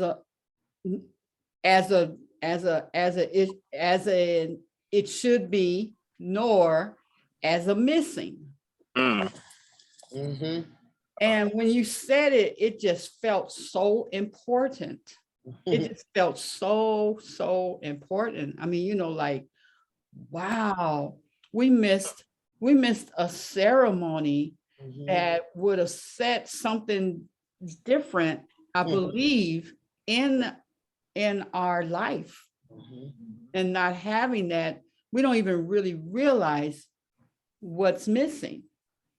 You know, that it, you know, I mean, when it comes in, you know, when we learn and stuff, but that moment only happens one time. Right. And when we don't, I've never even heard anyone speak of that, nor teach that. That's the lack of tradition. That component. Right. We don't even like, wow. Not only that, so like if we stay on that line of thought, after those ceremonies would have been done in traditional Africa, I'm talking 110 years ago, 100 to 150 years ago, right? What would have been done, at least if you're Nigeria and a lot of West African cultures, you would be in seclusion with your mother for the span of a moon. She takes you into darkness. She doesn't cook. Her sisters and her family members, aunties, they would come in, only the women, and attend to her needs, because your sole job is to attend to baby. And it's in darkness because the baby came out the womb and it was dark in the womb. So it doesn't need lights. Mm. Really earth plane, and it's doing it through darkness, and it's learning how to connect through the heat of mama and mama's heartbeats. Once you have that bonded, you can't sever that bond. It's very difficult. That child is underneath that mama, respecting mama, respecting, the culture that comes from mama, right? So it's a whole theme, that's a whole ritual, like Queen Aduni said. Wow. Haven't been thinking about, just because things from our eyes purposely, because they knew how tight and how hard it was to try to break what we had back home, and they know that if they can get us separated, it's easier for them to infiltrate and do what they want to do. And that's the first thing they do is take the baby. They take the baby and sometimes hit the baby, or just like, whoa, And that shock and pain trajectory. That's why deep in all of our subconscious, we have some shock and pain. Some of us, may I say, what you brought to mind, when I was a little girl in our family, we have a really, really big family. And my grandmother taught us that you don't go out the house with your baby until 30 days have passed, which is a moon. And that she would say, don't turn that light on. You see, I got this baby in here. Wasn't no sharp lights in her room. You bring it back to mind. And that's the type of culture I try to tell people who were not brought up in America. The things that you're talking about are the things that we did. But we didn't know it was connected to a culture. We had no idea that it had anything to do with Africa. We had never even heard of Africa. My grandfather was the only one he came in with a newspaper article one day years ago when I was a teeny weeny little girl with a Moor on it. I didn't know what a Moor was. It was a newspaper article with a picture of a Moorish guy. He also was the one that brought in the information about Haile Selassie I crowning in Ethiopia. I don't know how he got connected to all of that. I'm just saying what you're saying about in your culture, what happened with the babies and mother, and also her sisters and her mother came and attended to them. And it's just amazing. We need to know more about this. We do the drums again at the passing, right? Yes, exactly. The drums, because the drums are the heartbeat. They announce something. They announce something. And when that announcement is made, forces that are seen and forces that are unseen come to the sound of that drum. If you talk mystical, sacred, like when you talk about mysticism, everyone touch their chest. Beat your chest right now. Just beat your chest. Feel the bones that you're hitting. Yeah. Feel how that heart energy is protected in this rib cage. It's protected there. What you're touching now is the king of your body. It's the king of your body, what you're touching. This part. Yeah, now stop and just listen to it.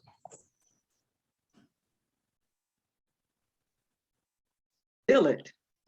You feel it, right? But were you feeling it before? Maybe not. But just a tapping exercise, a little qigong practice, but it's just drumming. In the old days, the heart was seen as the altar of the temple. Yeah, in our sacred, because in traditional African houses, your house is structured, and the temples were structured after the living body.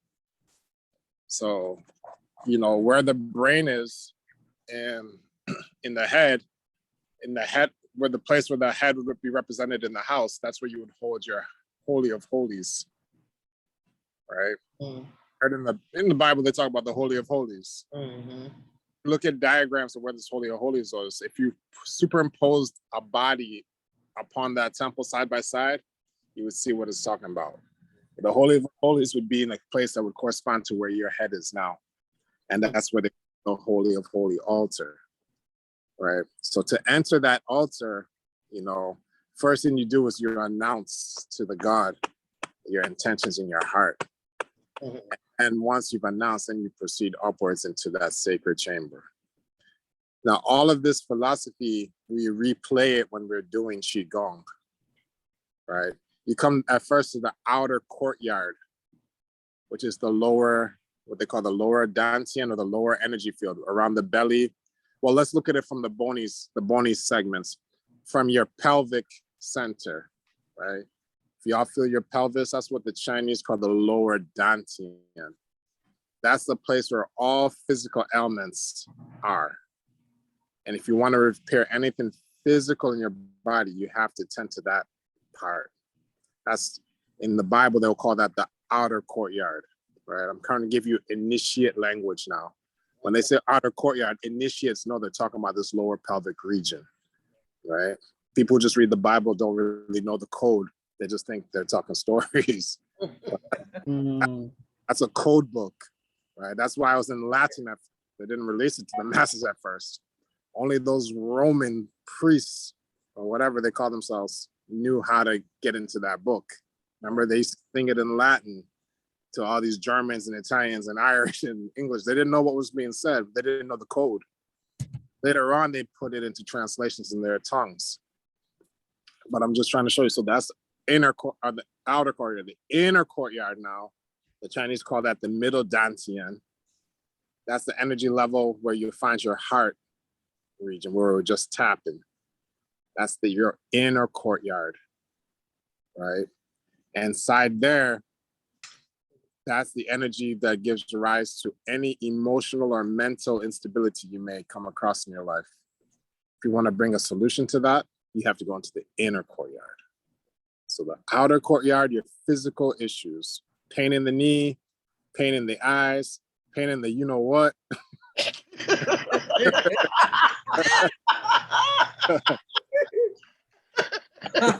All that is the outer courtyard. Okay. But when you got other things going on, non-physical issues, you have token emotional issues, you got some sadness lingering, you got some anger lingering, you got some things you can't seem to let go, you got addictions, you got all these things going on, you got some traumas. That's inner courtyard work. That's this middle region. We have Qigong exercises, chants, herb oils that deal with that. And then you go to the Holy of Holies, right? And that's when you get into your spirit, not before. So to get to your spirit, you have to manufacture the bodies that can handle the spirit, that can house the spirit. You see? That's man. When you hear manufacture, the M-A-N in manufacture means mana, which means hand. So by your hands, by the way you live, by the conversation of your life, you create these bodies that can be worthy to house the Amen, the concealed one. It can't come the body of a sinner. It has to come into its likeness. So to the best of your ability that you come in its likeness is the best ability you can manifest that to do things for you in your life, to bless you, to guide you, to bring wisdom, to keep danger away, so on and so forth. Mama Heather, do you have a question? Yes, Baba. Thank you again for coming today. Also, when you were talking about the way that it is structured with the hearth and the sacred holy of holies, that remind me of fractal understanding or understanding, how things are as the body is structured, that's how the home is structured, that's how the house is structured, and then the village, everything looks like the source, the fractal understanding. So thank you for sharing that. As above, so below, and that's how the whole society was structured. Because they were their intent. Oh, I'm gonna do some push-ups. I said try. No, you using it. No, you using it in the right context. You using it in the right context because they not successful with that stuff they think about. Don't do that, Mama. Don't do that on the screen. Don't do that on the screen now. You get what I'm saying? I gotta get the right context. I love it. Yeah. So no. But that's it. The whole structure mimicked Yeah. of this acknowledgement that we came from heaven and we're on the earth, but then our duty or our evolution is to go back from the earth towards the heavens. That's our duty, you know. That's why they why do you think those great ancestors, those great men and women of Kemet, the most sacred of the buildings, the Great Pyramid, right? That complex in Giza Plateau. And when you look at Giza and look what's above, it's direct coordinates Orion, the constellation Orion. We're losing you. Oh, really? Okay. So I'm saying that let me try to move around. Can you? You're still going in and out. Yeah, Let me- he's speaking about Giza lining up with Orion's belt in the celestials. Yeah. Yes. And so that Giza pyramid, those pyramids line up accurately with those three belts in Orion constellation. And they made the structures, they're still lasting today. These structures are made like 7,000 years ago, you know, without modern day tools. Like every year, you probably see in your city, every year you see them doing construction in your city. I ain't got it right. That's inferior masonry, right? Inferior. But we have the master masons, a true master mason, right? And they had the science so synced up. So you have to sit and ponder in these days and times, 2022, where we're in.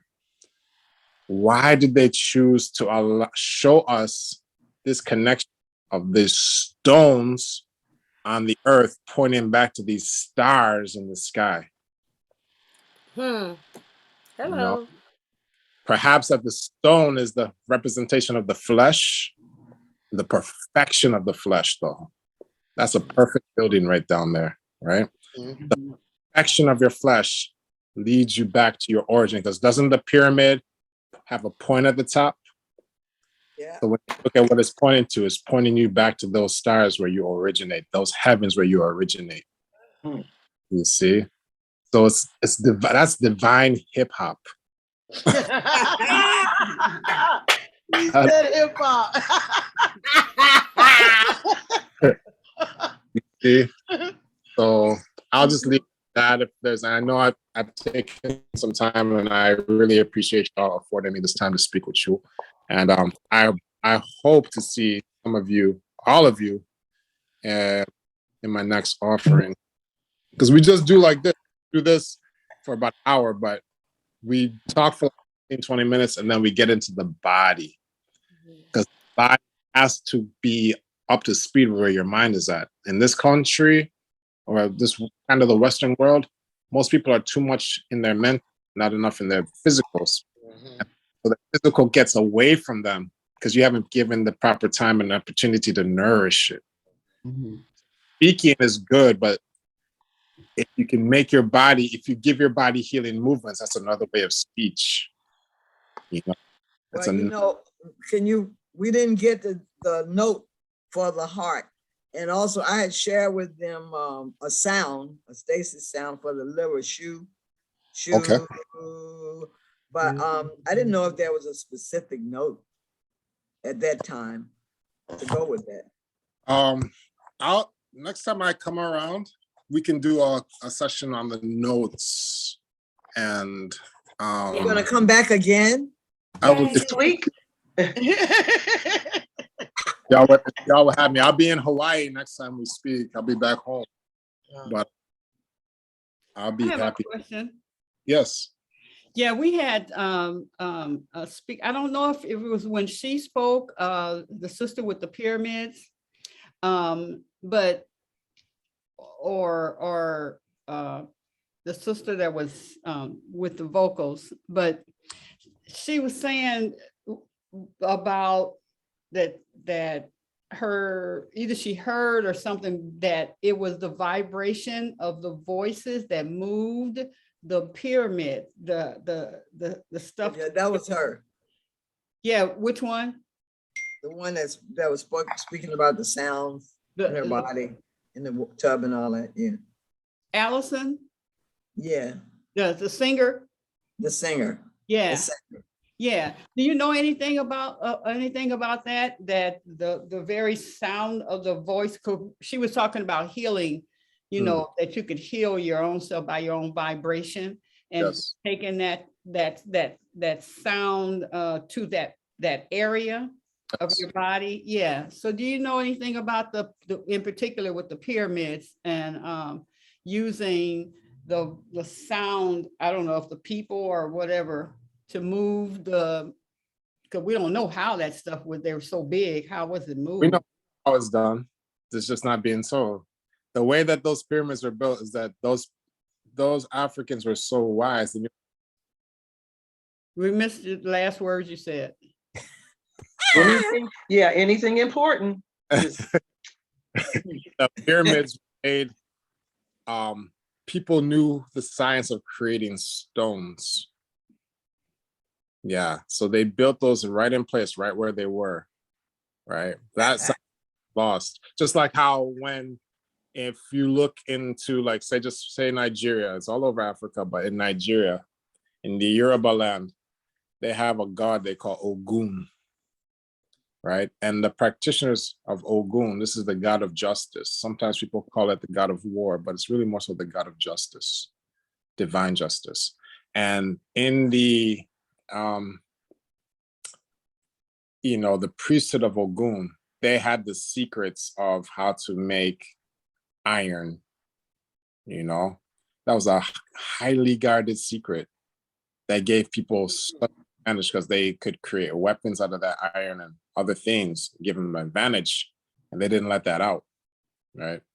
And they, in the same way that was like a highly sought after technological development, it's the same way that they had masons who created stones. Yeah. And they created those stones right in space, right in the place. They didn't carry it. But there is something to what you're saying with regards to, they also had that science of harmonics where they could levitate physical matter just by hitting the correct notes. Yeah. Mm-hmm. We do that same thing. I think maybe we can close off within ourselves and create some music. We're going to use art, and we're going to use the liver, since those two organs were brought up. Yes, I'm going to dance. Yes. I'm putting some music on and dancing. Yes, and talk to my knees. Yes.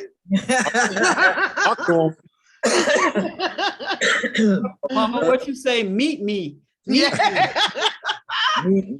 That's right. Meet me. Simple as that. Yes. Eze. Yes.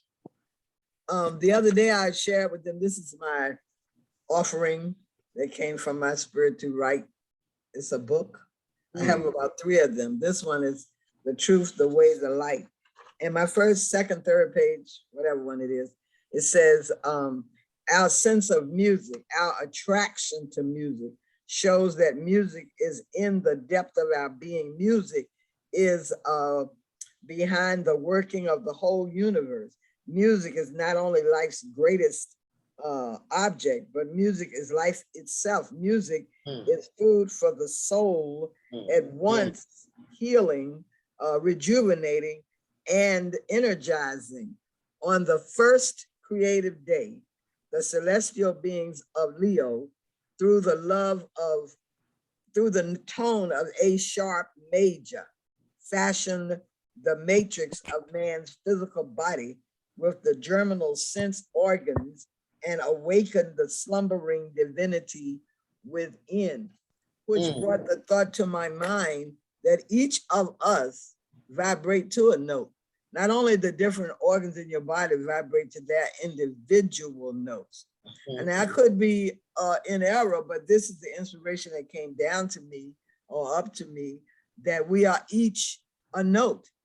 And I was in a class once substituting as a substitute teacher in a music class, and the other was there as my co-teacher.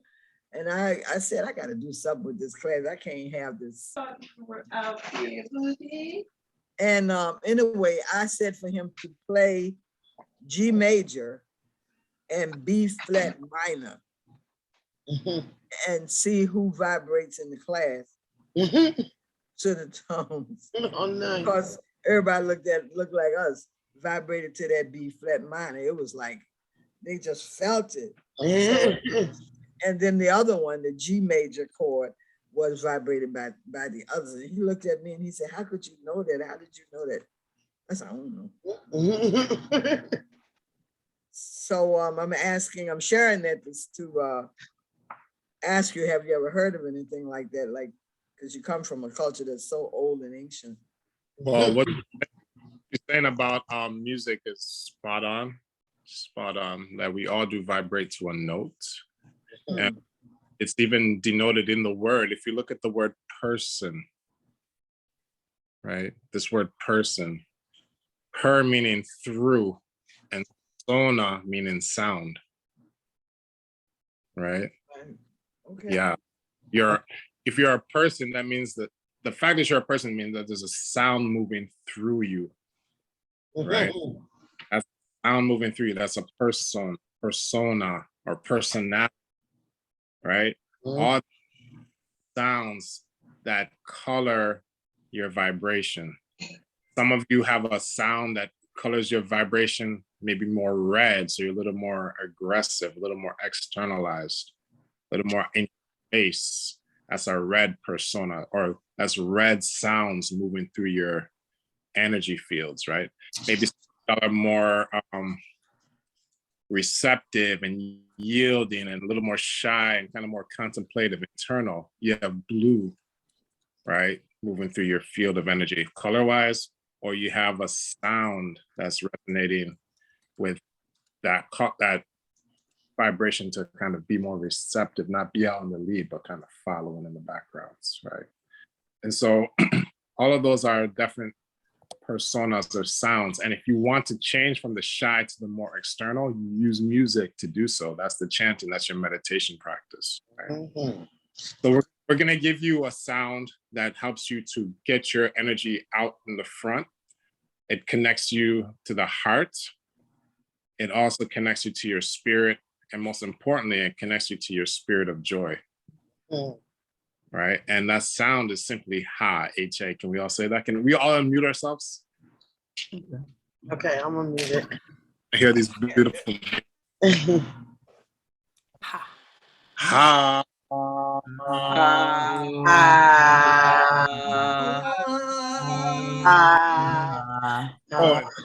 Keep going.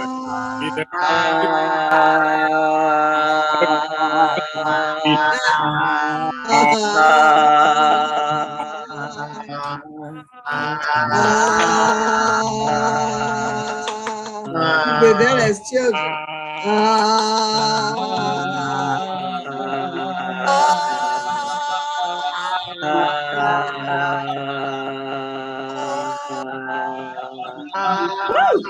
That's cool. Woo! It tickles. It tickles. I say, if you didn't feel it, then you ain't alive. So imagine you did that for 20 minutes. Wow. Imagine if you did that just to yourself for 20 minutes. What kind of power and vibration would be summoning and sending forth? Wow. Oh. I'm gonna do one more. This sound that Mama Ayaba was talking about, shu. Is that what the one you gave? Shu? That was it. Yeah, that was it. Okay, so shu deals with the liver inside of you and gallbladder. You ever heard someone with gallbladder stones or liver issues? Yeah. This would be the kind of thing that you can give them to help them self-heal with their own sound, like Queen Aduni was saying. You surely can use your own music, your own voice to heal you. Why do we not do that? Oh no. Know why we deal with, like, you have so much medicine is what I'm trying to say in this body, but people are so away from the body, they're away from their medicine. So the last one I'll give you, it helps to heal the liver. The liver is important because when you go to sleep, it's the liver is what regenerates you. It's like the spring, the liver is the deliverer of springtime energy in your body. What happens in spring, y'all? What do you see in nature when you step out in springtime? Leaves on the trees, flowers coming out. Growth. Growth, birth, regeneration. All of that is what happens in your livers at night. And so this I'll share with you helps to boost the liver so they can boost the process of regeneration. Hence, you slow aging. Like, slow down aging, right? I'm 88. Y'all would never believe that. I can really say you 90 and you look 20.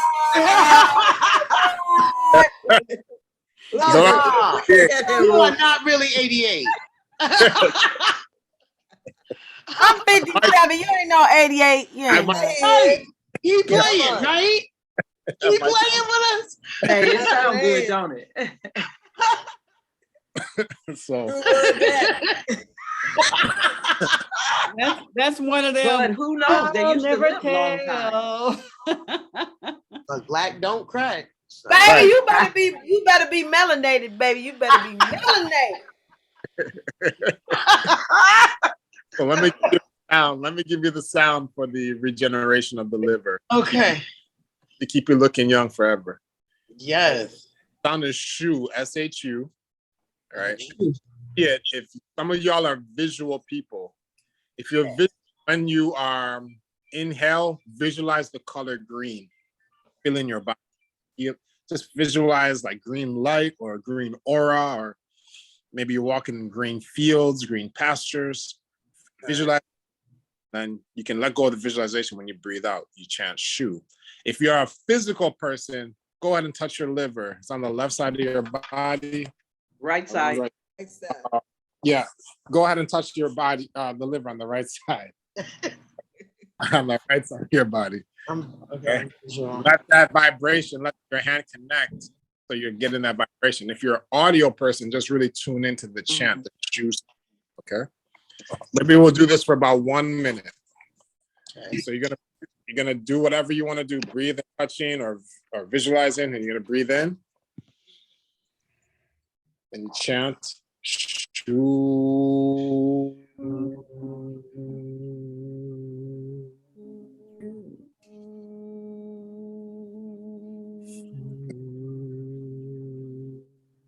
SHU.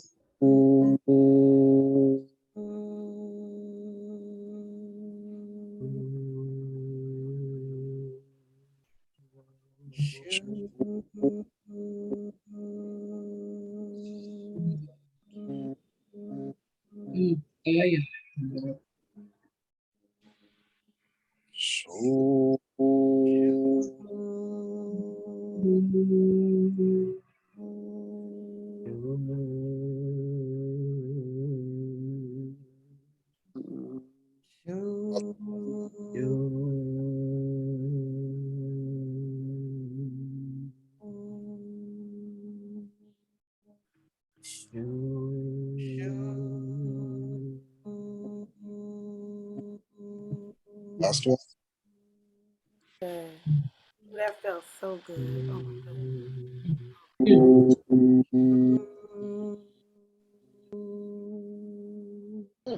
And just sit in silence for a second. Let's just take about 20, 30 seconds. Just tune in to yourself and how you feel. As you recognize the liver calm, the body becomes calm. You're able to relax. The liver is a promoter of relaxation in your system. I have a question. I'm sorry. Should I do that at night, like before I go to sleep? If you want to have a good night's sleep, you will. And that's what I know. Okay.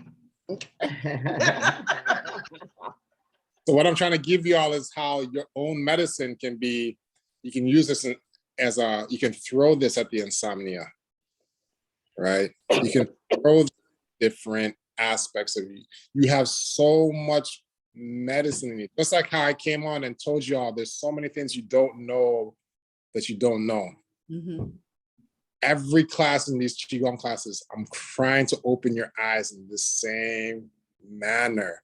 There's a lot that I have not been sick in 22 years, right?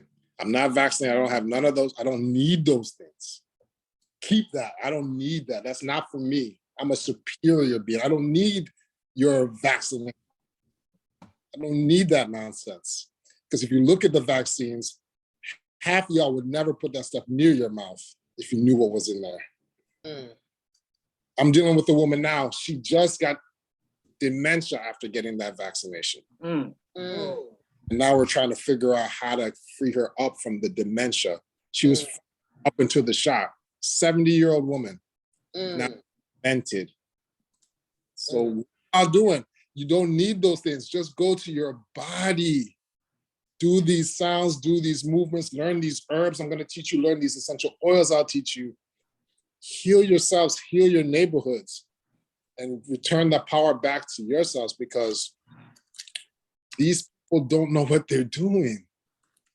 They're experimenting. You have all the tools that you need. Yes. Just got to use them. You're invested, but the how to use it. We have them, yes. That's the thing. So hopefully y'all see the text. I'm gonna put my phone on us, like, just to talk about any personal issues. I know that people contacted me last time, but just like this time, when I'm on the mainland, I have so many people that I'm trying to deal with. Don't always get a chance to get anybody. And I came back when I came from Kauai this time. This is my second time coming back from the mainland. I went from here. I went from Kauai straight to Rochester, New York, 5 days. Maryland, 2 weeks. And from Maryland, after that, I went right to Oregon for a week. From Oregon, I went to South Carolina for a week. So I'm teaching and working with clients and patients. So I kind of have a busy schedule, but I definitely want to make time for people on this call, because I feel it's like some kind of resonance that we have. I'm putting my name here, Eze. You can call me I want that. to say that please go to the classes if you can. I'm hoping that we're going to be able to go through.